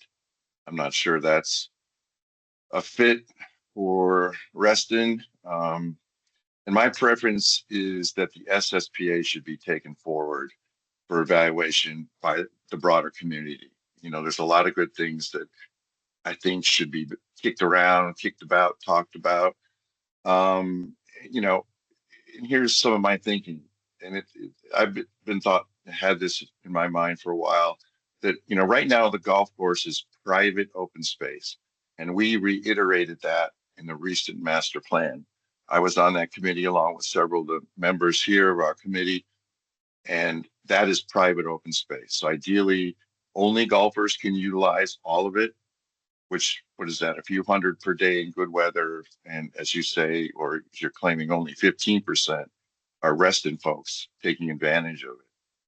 There's a few paths across the course that pedestrians can use. I had to rent a townhome over there last year after a house fire right on the course, so I know that there's paths and stuff, and there's sidewalks along the edges that pedestrians can use. And there are 12 immediately adjacent clusters. There's 132 clusters in Reston, and there's 2 condo neighborhoods out of 29 total neighborhoods, with some homes, and some of those homes do face the fairways. But bottom line is, the vast majority of 65,000 residents of Reston who are not golfers are not permitted onto this open space because it is private. So I'm like, why not consider something that would allow everyone access to 80 acres of open space, but that would be negotiated as what type of open space with the community, as well as a broad variety of more housing. I just think it's worth having that conversation. And when I say consider, I mean, make sure all of Reston can weigh in. Hold meetings in both North and South Reston, not just Langston Hughes, so that, the other people who might have a chance to use open space can say, that might be kind of good, or let's figure out how we can do that properly. And if we're going to survey residents like was done in 2022, let's send it a little more broadly. In 2022, they got 1,100 responses out of 66,000 residents. They weren't sent to 66 or 65,000 residents. I don't know how many were sent to, but there were 1,100 responses, which is what Supervisor Alcorn, bases his decision on. It's these 1,100 people that reply. I think we can do better than that. And, in this committee, we're constantly pushing developers for open space. Open space, open space, open space. Oh, that little park, that's not an open space. And here we have a developer offering 80 acres of open space, usable by everyone in Reston and neighboring communities if they're close and want to come by. I don't understand just not letting the SSPA move forward and be discussed. If in the end everyone decides, nah, this isn't going to work, so be it. But let's at least have that conversation without just dismissing it out of hand. And that's where I come from on this topic, and that's it. Thank you, Mike. Mr. Penniman. Thank you. Mark, I missed your presentation at Langston Hughes because I had another meeting. So if I ask questions you've answered too many times, answer them anyway. So I mean, I looked at the materials that have been sent out, and some of those prompt questions. The drawings for B555 in at least two of them clearly show a golf course on it. So the question is, do the people who owned B55 property also own, did they also own the golf course land or some of the golf course land? So if I'm understanding your question correctly, and let me throw back up on the screen just so I'm talking about it appropriately. So I guess is your question then, so this was approved in 1966, and then 5 years later, these additional rezonings were approved. I don't know, I can't recall, I could find out the answer to it as to, actually, I think that, actually, let me look, I may have the answer to that question, but I think it was all owned by the master developer at the time.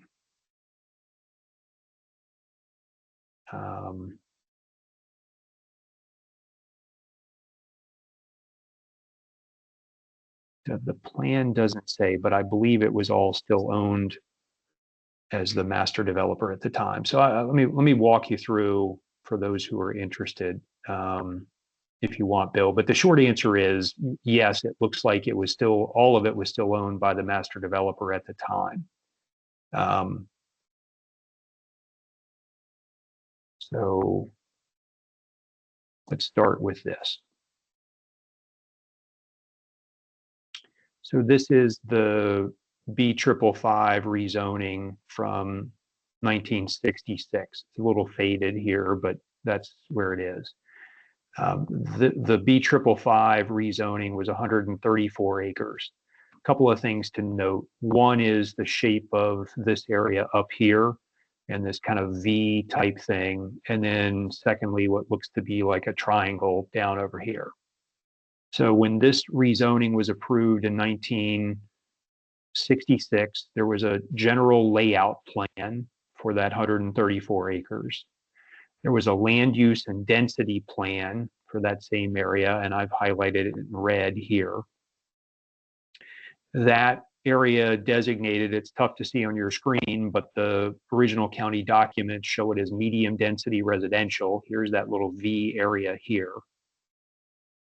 And then fast forward to 1971, this is the C135 rezoning. The C135 rezoning is for 136 acres and change. And then there was, and I can zoom in on this just a little bit, there was an area of revision that was 45 acres. That is this area here, but that same V shape. So essentially what happened was the triangle that was down over here got cut off and the revision was limited to the 45 acres. But it was not a revision to the development plan approved in 1966. It was a revision to a portion of the preliminary plan approved in 1966, which is not the development plan. And there's no zoning ordinance that reflects a change to the development plan for these 45 acres over here. There's no legal description, there's no ordinance, there's no vote, there's no nothing. It was an amendment to the preliminary plan or the PRC plan at the time. So this was all owned by the same owner at the same time that they did this plan, which was the master developer. So between 66 and 71, it was still the master developer that was revising that area. And to your point, actually, I'll just show how you arrive at it. When you then overlay this area on the golf course as it exists today, well, this is the overlay on the 1966 in 1970, or excuse me, this was the overlay for the 1971 plan that I just showed you. The areas in purple are the areas of overlap between what is now the golf course. But because this area was not a development plan amendment, it was instead a preliminary plan amendment, it couldn't change the underlying use of the property. Because as we learned in 2012 to 2015 with the first round of conversation around the golf course property, you can't amend a use without amending the development plan, if the development plan shows the use.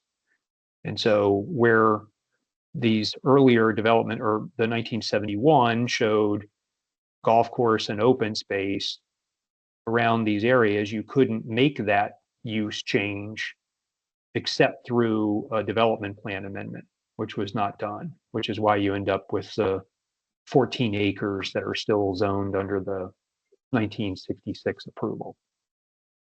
And yet, a golf course was built there, and it's shown on the maps that were apparently filed and accepted.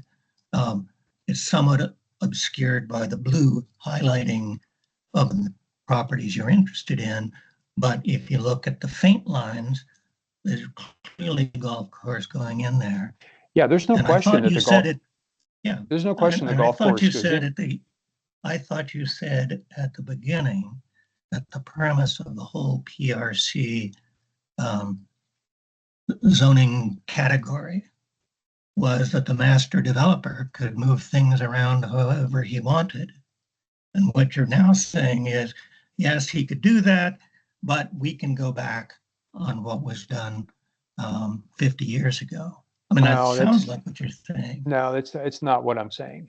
I probably not the way you'd word it. Yeah. I think that.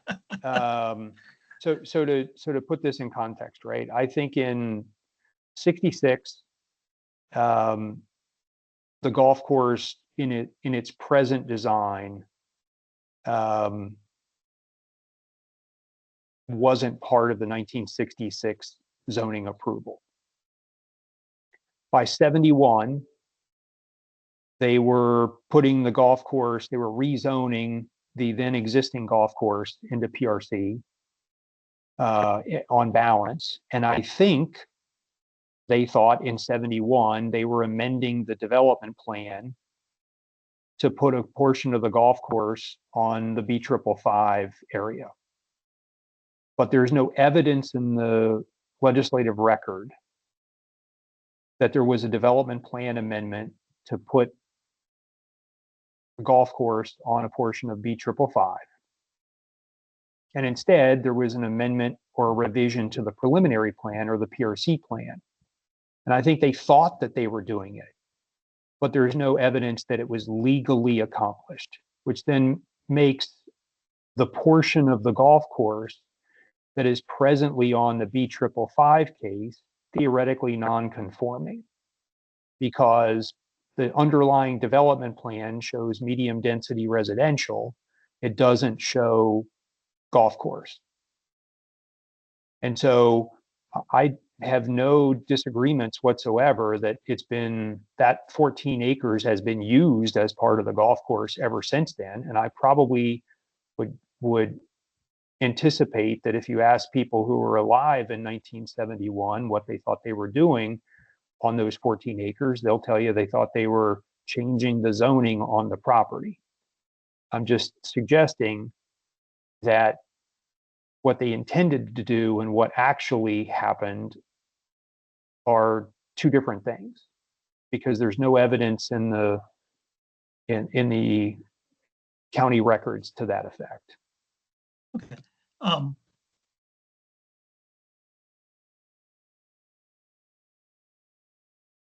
To the extent but it was the same owner of both parcels, all of it. Okay.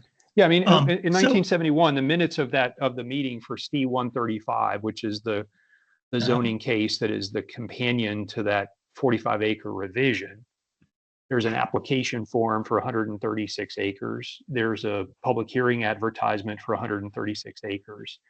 There's an ordinance, there's a staff report for 136 acres, and there's an ordinance changing the zoning on 136 6 acres.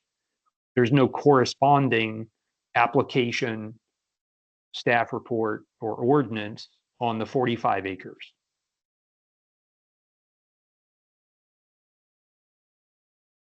Okay. So I guess at least it seems to me you have a legal dispute in front of you. You have a legal dispute in front of you on that, on whether you have it by right, or whether this was the kind of shuffling of properties that a master developer could undertake, and that the community is built around. Yeah, and you have a second legal dispute over whether you're going to run into problems on the overall cap, 13 per acre.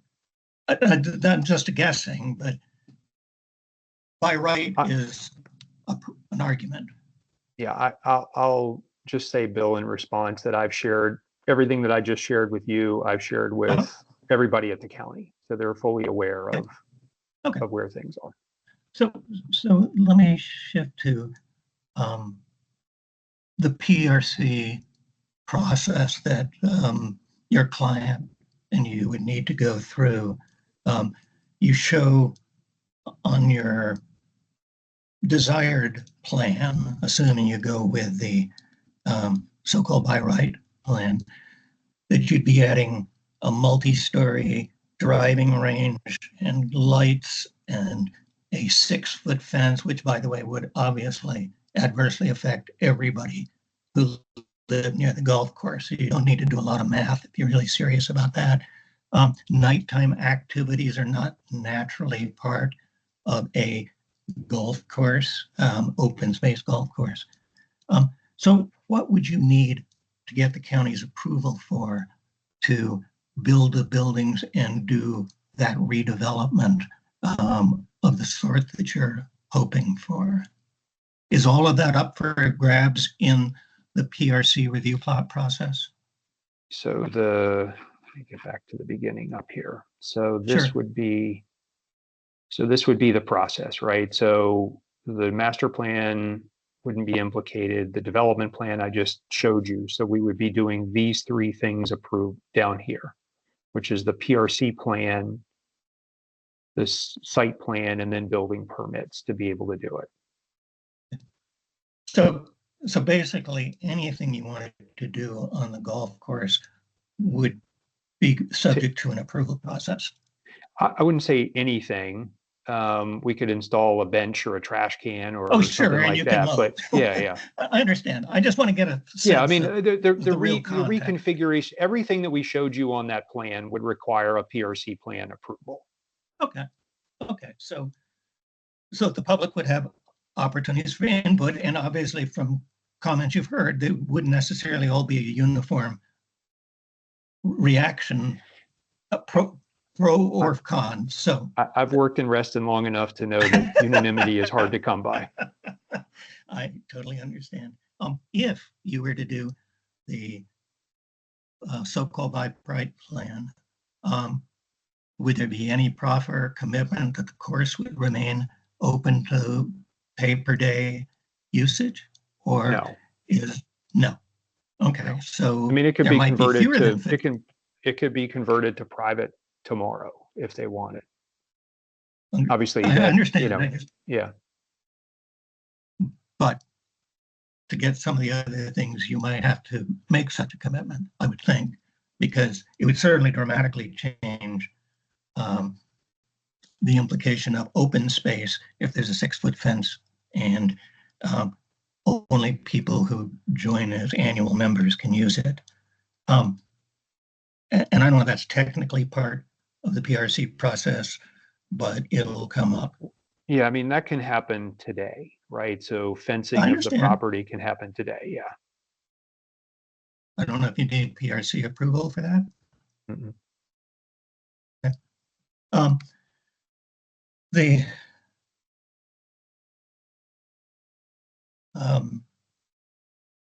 Hold on, I had the revised golf course that you have in mind. What's the length of that compared to the current length of the course? Do you know approximately? I don't know. I want to terribly different. Yeah, it might be slightly shorter just because of the expansion of the putting and chipping areas. I can get an answer to that and Okay, that's fine. convey it to you Just a ball- separately, I just Bill. wanted a ballpark sense of that. Yeah. By the way, how much development has occurred on the other part of the B555 property? Do you know what density was implemented? Basically, that's across Colts Neck, right? The majority of it is either across or trying to think, probably down to South Lakes. Most of it was done. Oh, I don't okay. remember the exact. I think we looked at this, Amanda. I'm trying to remember what we looked at as to those areas just to see, but I think it was all consistent with the B555 zoning in terms of what got developed there. I can get you some unit counts because we looked at Okay. this if you're interested. Well, I mean, I was just thinking in B555, you could have all the development in 2/3 of it. And with the way PRC moves things around, that would have been a possibility. I guess, and I've asked a lot of questions, and I'll stop asking them, but I'll just say that at some, I'm quite skeptical of the proposals. At some levels, I think the idea of having open space that's used in more of a greater variety of ways, as much as I like playing golf, or we used to, that there's an attraction to that. But it also is written into Reston that that's open space. And so cutting it in half, I find pretty hard to swallow. Even if you get your little bit up in the corner. But in any event, that's down the road. Thank you for answering my questions. Thanks.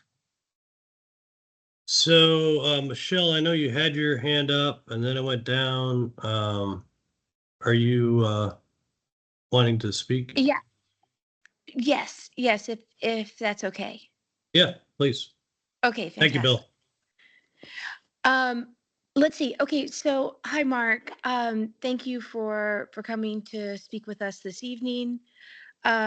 I did want to ask, you had mentioned 2 phases of the development within, if you were to pursue the PRC plan. With the second phase, are you currently aware of any development plans similar to what you've uncovered or you believe to have uncovered that would allow for development on the other portion of the golf course that is not included in the first phase of the PRC plan? I haven't learned anything new. No. There was, so I think what you're talking about is this, I'll call it this area up here. Back a decade ago, when the question of what is the zoning on the property first arose, one of the things that was the subject of the Board of Zoning Appeals proceedings was whether the development plans and the subdivision plans for this area up here authorized residential development. The BZA said in simple terms, yes. The County Rescue Reston Association appealed that to the circuit court, and the circuit court said, in essence, the BZA had no jurisdiction to render that decision because what should have happened was a plan should have been filed first and either been approved or disapproved. And at that point, you could ask the question of what does this area allow? So they never really got to the substantive discussion of what was up here or what was allowed up here. We're not, as part of this plan, poking that bear, so to speak. But this was part of my point earlier tonight was so long as the property remains in private hands, whether it's this owner or a subsequent owner, the possibility exists that that question could be revisited. And so part of the thought process with the SSPA would be to see if you could bring complete resolution to that question by figuring out a way to truly create public space versus relying on, I think as Mike Jennings said, private owners to furnish some level of that open space. And so I hope that answers your question. Somewhat, but I guess just more specifically though, to your knowledge, there are no development plans Nothing. similar to the one that is I've not currently. discovered Okay. anything new. Okay. No. Okay. Let's see. I think one point that I don't believe has been brought up, but I think is worth discussing a little bit is you've mentioned RA membership with regard to the SSPA plan, but can you let everyone know where your client stands right now on if the PRC plan is pursued, if those houses would also pursue RA membership? We're not anticipating at this point that would happen. No. Mm-hmm. Is there anything that would change that, or?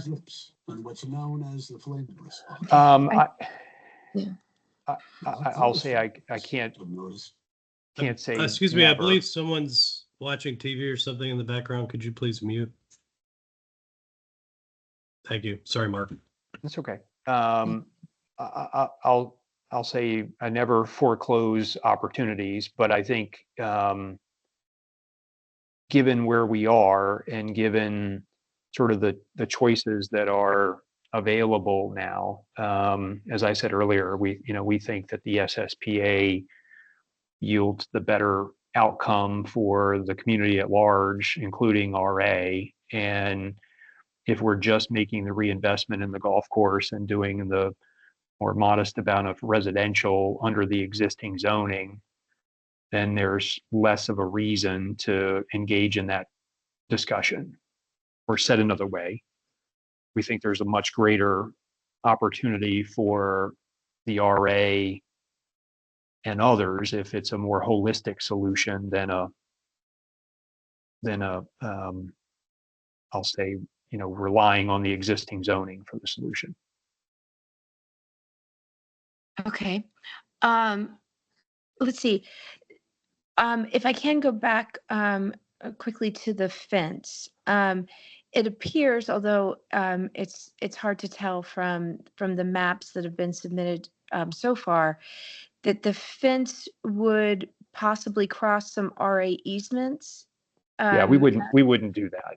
Yeah, we And can't so do how would that be handled? Would there just be openings in the fence? Yeah. Uh-huh. Yeah. Are there any other easements? Do any of the clusters have easements? It's just Not to my RA, knowledge, no. your knowledge? Uh-huh. Yeah. Uh-huh. Not to my knowledge, no. Okay. And forgive me, I did drop off momentarily when Bill was asking questions, so this may have come up, but with the fence, so I believe you said that they could put it up today. Is it a guaranteed if they pursue the PRC amendment that the fence would be a component? Most likely, yes. Part of it is that, and I said this in the public forums that we've had, there have been increasing confrontations out on the golf course between residents who live near the golf course or on the golf course with not the maintenance people or the general manager of the golf course, but even golfers themselves. And I'll give you an example. I think 3 weeks ago,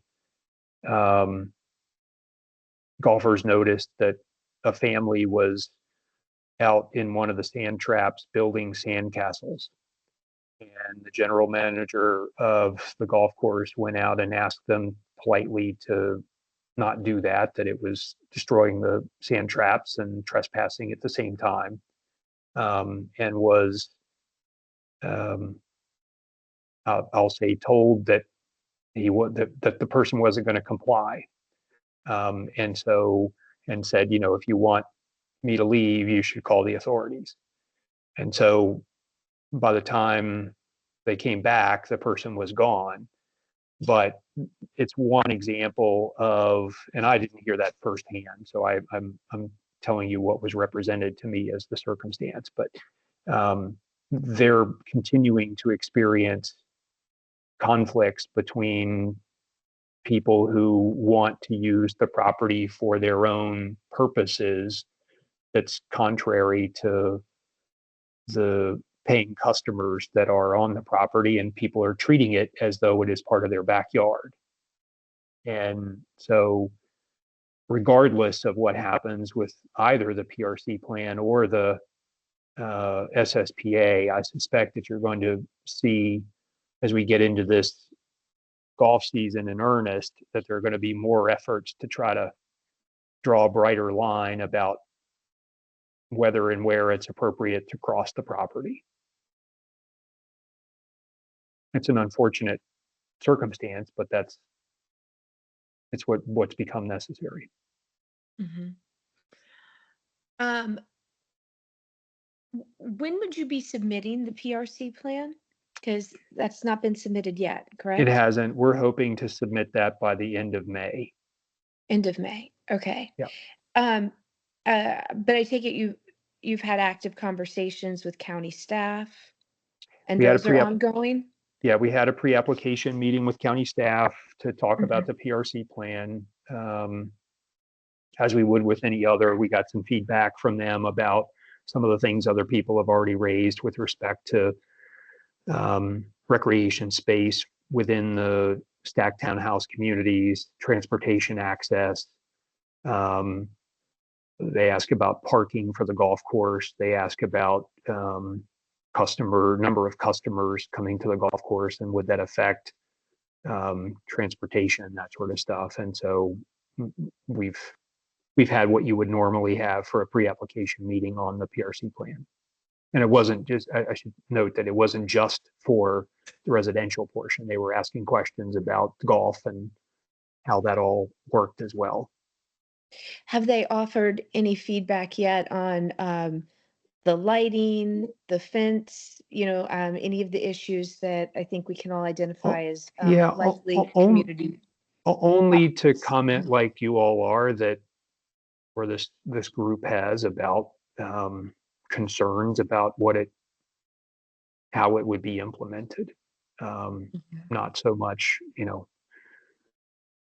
I guess they all acknowledged what we, or at least from my perspective, they acknowledged what we've been saying about it, which is, to be able to do some of the enhancements to the property and be able to bring more customers in to enjoy the facilities, there needs to be some of these improvements. How they're done, I think they're interested in knowing that too. But they recognize that other facilities had some of these things already. And so can you provide a bit more clarification for us and everyone else paying attention on, if the PRC plan is pursued, what role does the community have in the PRC plan process?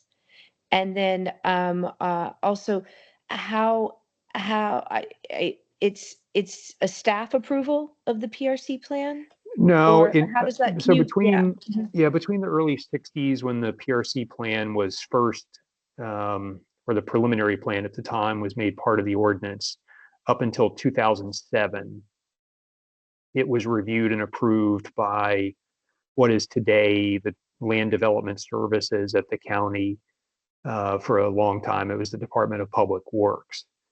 In 2007, there was a zoning ordinance amendment adopted that changed the approving entity for PRC plans from today's LDS to the Board of Supervisors. So the way the process works is the application is filed with the Department of Planning and Development. They route it out to various agencies like they would any other application that comes into their office, or frankly, if it came into LDS, they would do the same thing. But they eventually write up a staff report, and then it goes to the Planning Commission, and then it goes to the Board of Supervisors. They typically hold public hearings on the PRC plans when they come through, although that's not a state code requirement. It's something that they've implemented at the local ordinance level. And then the board ultimately is the body who acts on the PRC plan to approve it as being in conformance with the development plan and in conformance with other aspects of the zoning ordinance. And by in conformance with the development plan, is it assumed that that's in conformance with the comprehensive plan, or what are they using for things like lighting and others? Are they looking at the comprehensive plan for guidance? No, it would be the zoning ordinance and any proffers or other limitations that are, because as I talked about earlier, the zoning, and I can put this back up, right? It's a layer cake of documents that you use to evaluate these things, right? So the top of the layer cake is the master plan.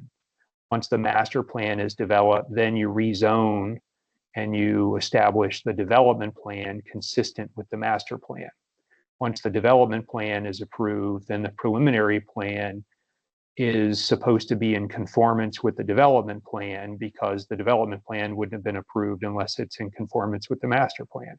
So you don't go back at the preliminary plan stage and look at the master plan for guidance. Instead, the development plan is the guidance, as is the zoning ordinance, in terms of meeting, for example, parking requirements or lighting requirements or other sorts of things. And then the subdivision plan or site plan is then looking to be in conformance with the PRC plan and the zoning ordinance or public facilities manual in terms of the depth of the pavement, the sizing of the utilities, that sort of stuff. And then the building permit is really about conformance with the site plan and the statewide building code, because this is horizontal construction and this is more vertical. This is vertical.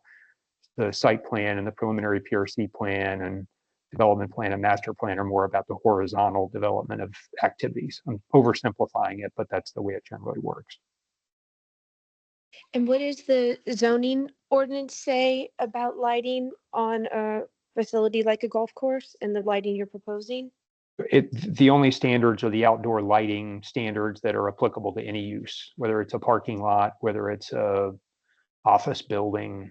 There are outdoor lighting standards. There's some standards related to ball fields that are specific, but I don't think it speaks to golf courses specifically the way it does to ball fields. And one other question there. So just again, for clarification, this is not, the zoning ordinance is not Reston specific. So the comments that, well, this doesn't work in Reston. Right. At that point, it doesn't quite matter. Is that correct? Correct. It's applicable whether it's in Lorton or whether it's in Reston or whether it's in Mantua.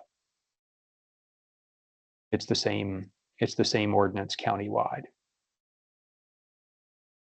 And then let's see. The other thing I was hoping that you might be able to talk about, because there's some concern among some of the community that this could be disruptive more than just as actually digging up portions of the golf course, but disruptive to planning in Reston at a much larger scale, and specifically that it could have some implications with other areas in Reston that have similar development plans that and the term, I think, right, it's the blob plan. Can you explain that just a bit more, because, or explain that to folks, because I think this is something that people should have some idea about. Sure. So let me go back to this B555 zoning to give you a little bit of a flavor of it. So I'll zoom in on this a little bit. If I can do it, let me see if there's a different one. I can use this as an example. So this is, sorry, I zoomed in a little too much. So this is the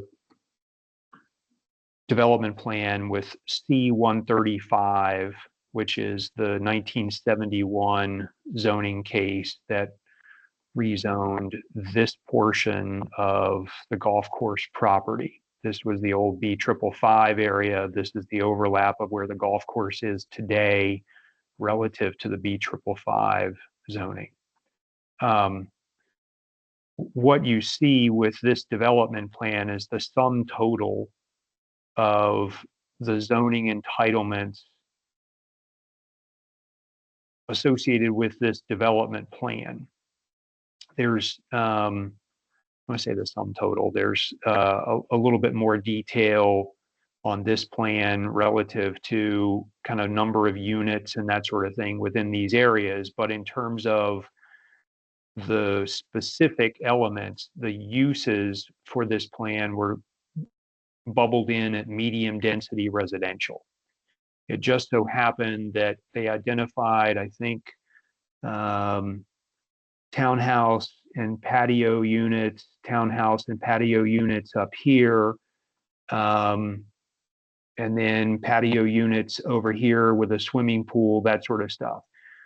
Within there are plans that I am aware of elsewhere in Reston where you don't have those numbers associated with them. Instead, what you have are these blob areas that say this is just medium density residential, and it doesn't provide any more specificity than that in terms of what's allowed in a particular area. And so where that might be the case, or if that is the case in other areas, then if it were medium density residential is allowed under the zoning ordinance to go up to 20 dwelling units to the acre. If this were developed only at 10 dwelling units to the acre, let's say, then you could come back in, propose an additional 10 dwelling units to the acre without exceeding the maximum 20 that is permitted under the zoning ordinance.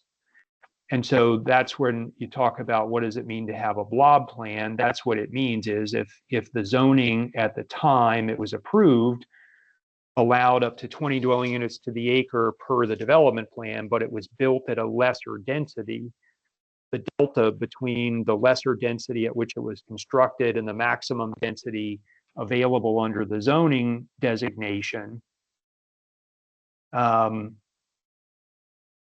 means that you could come in with another, a potential additional development or redevelopment to utilize those extra units without having to go through an amendment to the master plan or the amendment to the development plan. It's obviously site specific and plan specific, but that's the idea about a blob plan and how they work, is that your zoning is what sets your legal rights to build something. Doesn't authorize you to go out and start construction the next day, but it is establishes the rights onto which you are vested under state law, and it's your private property rights at that point. And so long as you are complying with those standards or the approvals that you got, absent other limitations like proffers. Proffers didn't come into play until the late 1970s. I want to say it was 77 or 78. So proffers didn't even come into place until the late 70s, where you could voluntarily agree to limit your development to something less than what the ordinance would permit.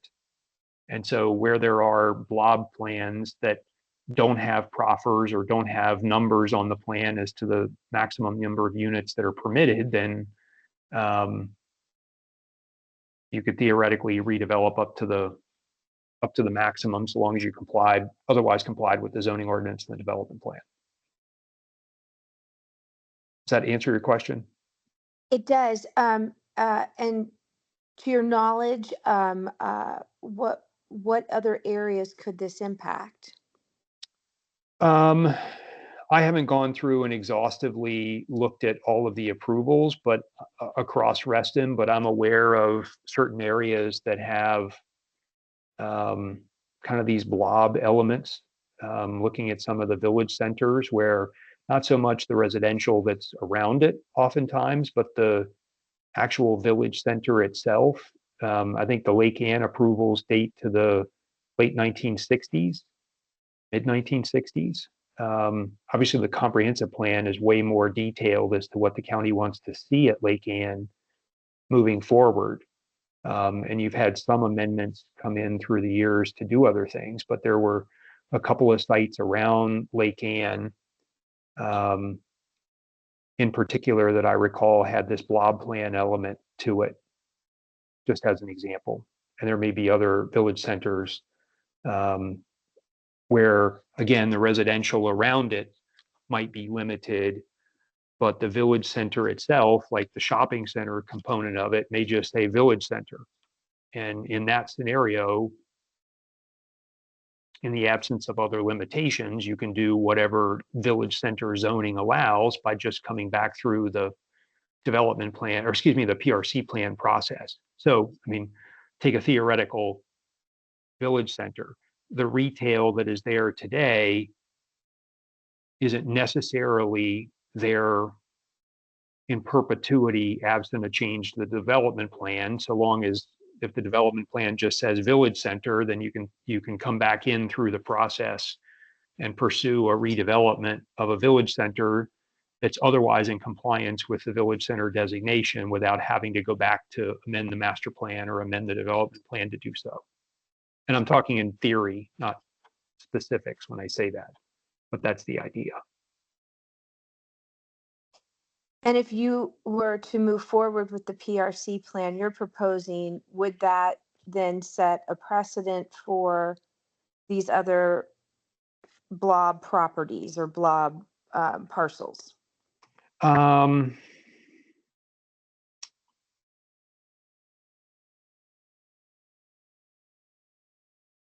Moving forward with it in and of itself doesn't set a precedent of it.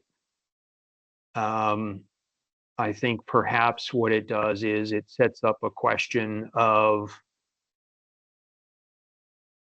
as I talked earlier, it used to be for 35 years, the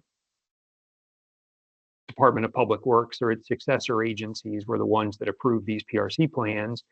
2007, the board put themselves in charge of approving PRC plans.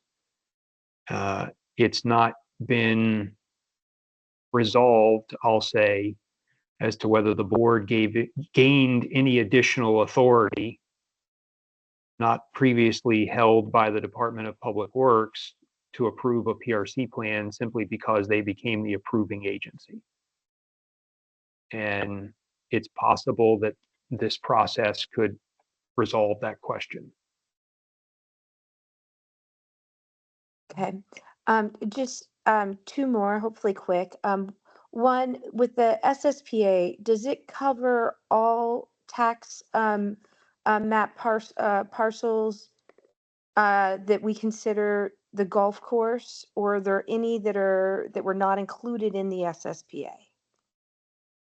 It includes all of the parcels that the current ownership owns associated with the golf course. We didn't include properties that the current owner doesn't own, if that answers your question. Okay. Do you know who owns some of the others? Is it Well, it's going to be the clusters or, clusters. It's going to be clusters or RA or, I'll call it adjacent properties. Mhm. But we didn't include those in the SSPA nomination. Okay. And then last question, you've presented to us two paths forward. And it seems like we have to go down one of these two, but there's a third of both are denied. What does the future look like if both are denied? I don't want to speculate that on Michelle or on that, Michelle. I mean, we're just trying to, we haven't even filed an application on the PRC plan yet. I don't want to speculate on where that goes. Part of what we're trying to do is just, we know that the SSPA window closes soon, and you're not necessarily picking, we don't know what the outcome of a process around the SSPA would look like. I think as somebody said earlier, we could go into that process, never reach resolution, and pivot at that point to the PRC plan. But until the SSPA is given a day in court, that process could end quickly. What happens after that, with respect to the PRC, I mean, we'll pursue the PRC plan, but I don't want to speculate as to what happens in the scenario that you've raised. Thank you, Okay. Mark. Anything else, Thank you. Michelle? No, that's it for me. Thank you very much. I appreciate it. Great, thank you. Amanda had posted at 8:33 the summary to the question on the parcels. Mark, do you or Amanda want to sort of read that for the record for us? Sure. Happy to. So the Thank you.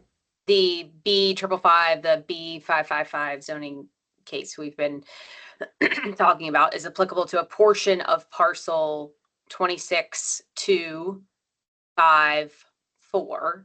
And I've spelled these out in the chat so it's easier for people to search in searchable format. And also 17.4.11.4A. And that is the area highlighted in blue purple on the PRC concept plan. Thank you, Amanda. So just on this one, Amanda, just the first parcel you gave was up here and the second parcel down here. Yes, I believe so. Okay.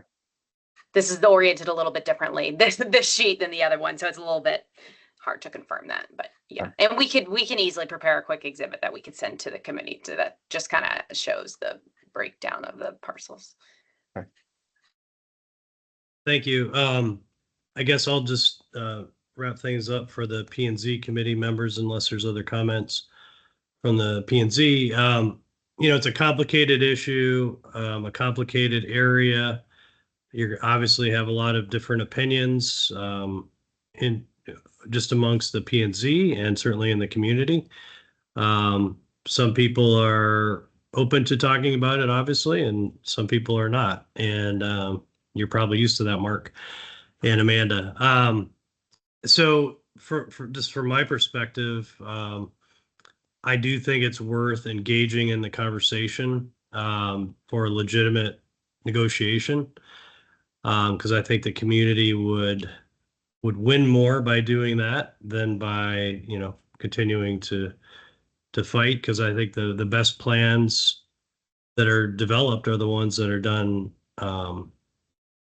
with the community and in concert with the developer and the community and the county. And I know that's tough to get there, and it takes a lot of hard work from all parties. But I think if this is done well, it could be a win-win-win for everybody. Done poorly, it could be the opposite. So, I think it is tricky, and it'll take a lot of hard work from a lot of parties. So just my 2 cents. But the world is changing, and we have to change with it. So are there any other comments from the P&Z committee?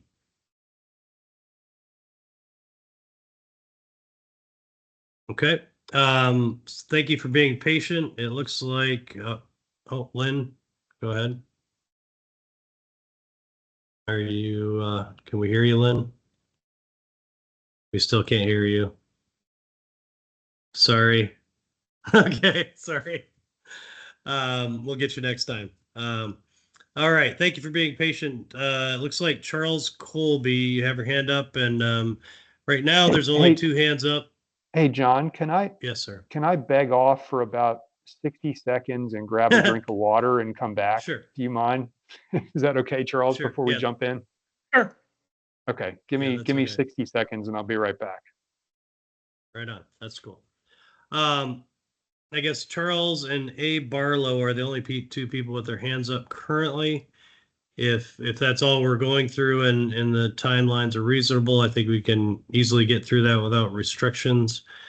If we end up with long comments and questions, I may need to restrict timing on things. So, or if there's a list of 100 people with their hands up, we might need to sort of put restrictions on. But hopefully we can do it in a reasonable way and we don't need to do that.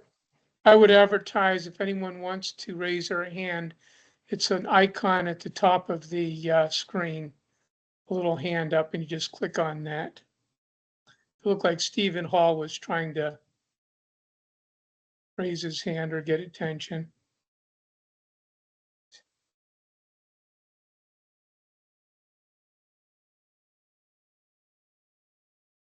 Right now, I'm waiting for Mark. An interesting evening. John, They I don't know if usually you are. want to comment on those two questions regarding our committee. I don't know if you want to comment on and respond to those two questions specifically about our committee. What were the questions? I didn't hear them. Somebody's asking, does the Reston P&Z respect the Fairfax County comp plan for Reston? And then the other question is the P&Z obligated to follow the comp plan, or do we just do our own thing? I wasn't sure if you just wanted to respond to those, somebody did ask. I was kind of wondering that also. It's kind of related to my question. They're in the chat box, John. Oh, sorry. I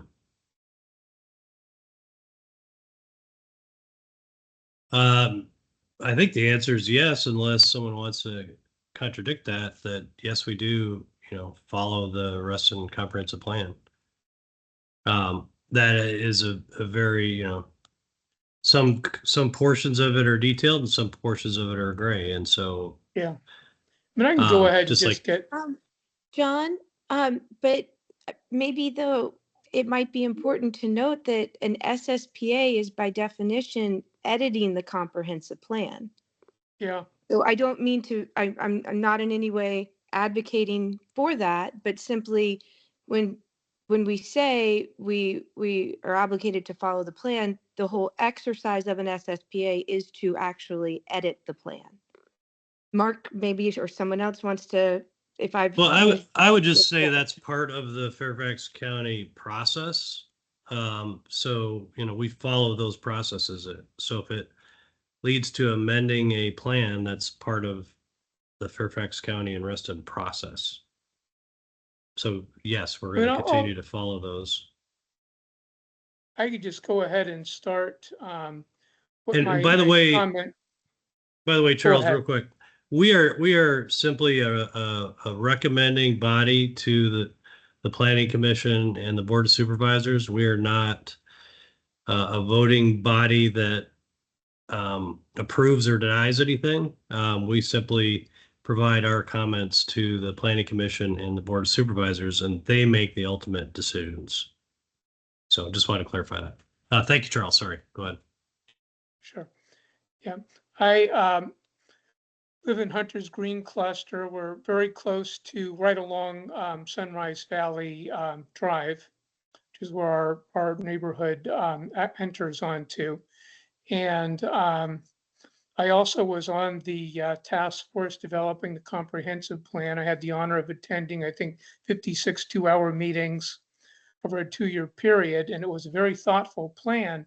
But I know that we made a lot of assumptions about density, and there's a substantial amount of development which we assume is in the plan that can eventually come online right across the street from the golf course. On the other side of Sunrise Valley in the TSA area. And Reston itself, there's an assumption that it'll have a very large growth in population. All of those assumptions, though, assume that the golf course itself would remain open space or have zero density. So what you're essentially doing is, unless there was a way of stopping or pausing what's already been assumed in the plan, you're going to now have higher development on top of higher development. So that's our concern. It's going to have an impact on traffic and living quality, air quality, and so on. So we really did assume all along that the golf course would remain open and undeveloped. So that is a concern I have. I will say that you said that the world is changing. Sometimes it doesn't change for the good, unfortunately. So you also want to be careful. We already have a huge amount of development assumed. Now we're assuming even more. You also have another SSPA across the street from where this one is, which wants to turn a commercial building into, I think is over 500 units. But what's not looking good is the market in our area because of the impact on the government sector. And so I am also a little worried that this plan here starts to get ahead of itself in terms of what the market will want. And we're our own neighborhood, we're concerned about some other things. I don't know if Mark is back that I could mention, Yeah, but I'm here. Yep. oh, I've hi, been Mark. listening. Yeah. One thing that we were, I will just say a very tactical thing. I said sort of the big picture thing, but I know that part of the comprehensive plan, the conceptual recommendation shows a road crossing our road, but we're just a little concerned. It's a private road. It's our only exit from the neighborhood. So we are a little worried that suddenly we have a much larger population all around us using that to exit onto Sunrise. And there's going to be other things, to talk about as the process moves along. And it is a private road. I don't know if you can actually do that, but I'm assuming maybe there is a way you can, have a road crossing our road. But right now we maintain it and pave it, and it's our only exit. The other thing I would mention, Mark, on the plan to upgrade the golf course, I'm hoping you have reasonable exits on the fencing area. Our neighborhood, we have a lot of golfers who are customers of the course, so they use a path that goes up to the clubhouse. So we'd want to hopefully keep that open rather than blocked off, so they don't have to just drive when they can simply walk over to the clubhouse. They drink over there also. So it maintains that. But those are just my comments from my perspective. Appreciate it, Charles. And if we go down the PRC plan route, I'm sure there will be more conversations about the specifics of what's in there. So thanks. I would mention just one more thing. If what some people are thinking might be a use of that open space that's made available, if it's used for something like playing fields, that won't really be, it'll be back to where you started with the golf course assumption. That'll just be people from all over the county coming in and using that facility. It's not really the type of thing that people who live next door use. If anything, it's just noise and lights and so on. Yeah, I mean, I hear you, and I think that's one of the inherent tensions about, I'll say, the proprietary nature of some of these amenities, right? I mean, you have Lake Fairfax Park that sits within inches of the boundaries of Reston, but isn't technically in Reston, and so therefore people don't count it as part of the Reston open space areas, right? It's this inherent tension of is it within the boundaries, and if or is it not? And if it's not, then it's not Reston, and if it is, it's only Reston and not for anybody else. And that's a playing tension that's tend to been be like it's a teams, tension that's and existed for decades. Yeah. So this is not new. When our kids were in sports and so on, we never considered taking the subway to the playing fields. It was always driving, and we drove from all over. That's all I'm saying. It's not really a local amenity. I'm just wondering, this whole pressure to really develop this and monetize this, do your clients, have they financed this? Are they trying to maintain debt on this or anything? Is that what's putting a pressure on this? I don't know the specifics of it. I will say that as with any operating business, right? The objective is to maximize the investment, and it's not maximized yet. I think because of the sort of the condition of the property, and some of that, a lot of that dates to when the prior owners, bought the existing owners bought the property.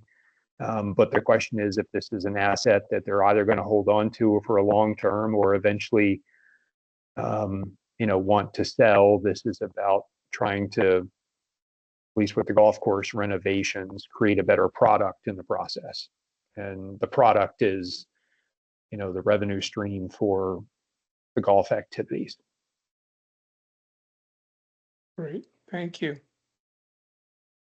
All I have.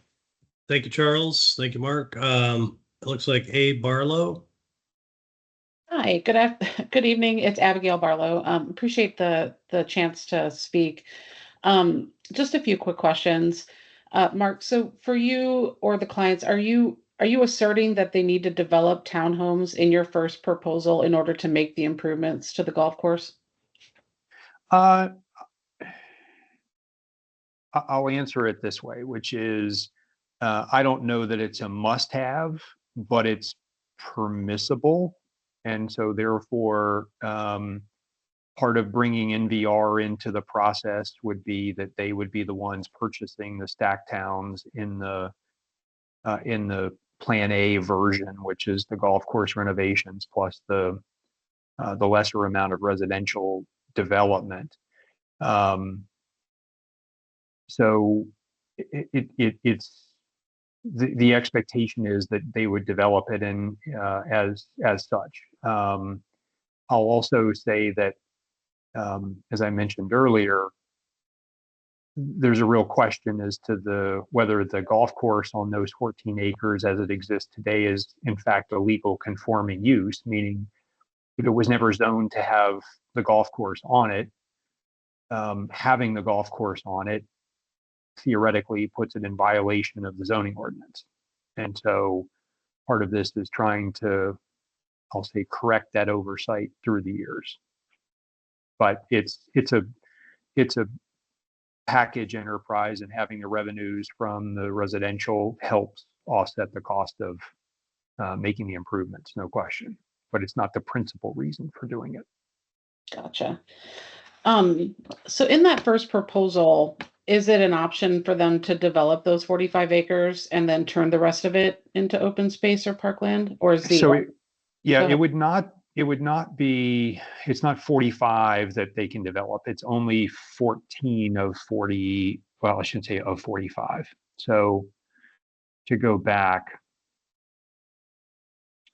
so this was the area that purportedly was changed with a change to the PRC plan in 1971. When you overlay those 45 acres, it's only the area in the purple that the current ownership owns and that they would be redeveloping. All of this are existing clusters today that we don't own, don't have a right to touch, etc. So none of this would be affected through here. It's just the areas in the purple, which translates then to kind of this same plan here. Yep. Is it an option though to only develop that and then turn the rest into park space? Into the rest of the golf course? Yep. No. Okay. No. And then just a super quick question. So there's 22 projects listed on the Warhorse Properties website, one of which is the Reston National Golf Course. And I think the text may be dated, but they talk about upgrades to the golf course. They talk about a clubhouse upgrade, deck renovation upgrade, and some beverage program upgrades as well. Were those ever completed? They did some modest improvements to the kitchen and the bar inside the clubhouse, but I'll call it, in the grand scheme of what we're talking about here, it was more like a bubble gum and shoestring upgrade as opposed to a true reimagining of it. So they did complete some improvements to the kitchen and to the bar area. Maybe put in some new carpet, paint, that sort of thing. But it's not the type of what we're talking about here. We're talking about putting in indoor instructional facilities, you know, significantly expanded food and beverage offerings, that sort of thing, as part of the plan. Got it. Okay, thank you so much. Thank you, Abigail. Thank you, Mark and Amanda, and everyone's comments this evening. I don't see any further hands, so that looks like it wraps up our conversation. Mark and Amanda, you obviously got a fair amount of feedback this evening over the last nearly 3 hours. So, John, Yes. Stephen Hall has his hand up. He has Okay. to unmute. Sorry, I'm not seeing a hand up, but Well, he doesn't have it. He's waving his hand. You need to unmute, Stephen Hall. I'm trying. Okay, you're unmuted. Okay. All right. I think all of this is moot. I'm a certified professional geologist, and I've lived in Reston since the late 80s. I've done environmental site assessments. I have contacts in the Virginia Department of Environmental Quality. Is anyone listening to me? We're hearing you. Yeah. How about We hear. someone is the attorney for the developer listening? Yes, he's here. Speak. Who is that? It's Mark I Looney. appreciate. I'm waving my hand. Oh, You see me? oh, thank you, Mark. Thank you so much. All right. Number one, who did the environmental site assessment? For what purpose? For the development of the apartments. I've done many. Well, we have the civil engineering firm that we're working with is a firm called Urban. They're local. They've done probably 90% of the, maybe even 95% of the zoning in Reston in the last 40 years. Okay. I don't expect anyone to understand the geology and the hydrology, but does your client understand that the development of apartments and parking lots is going to increase the runoff, which goes directly into Lake Thoreau? Yes, we're aware that it will. I mean, there will be a change to the runoff. I don't know specifically whether it would be an increase or neutral or a decrease, depending on the Of course stormwater it's gonna detention be facilities. Well, hear me out. Depending on the stormwater detention facilities that are utilized.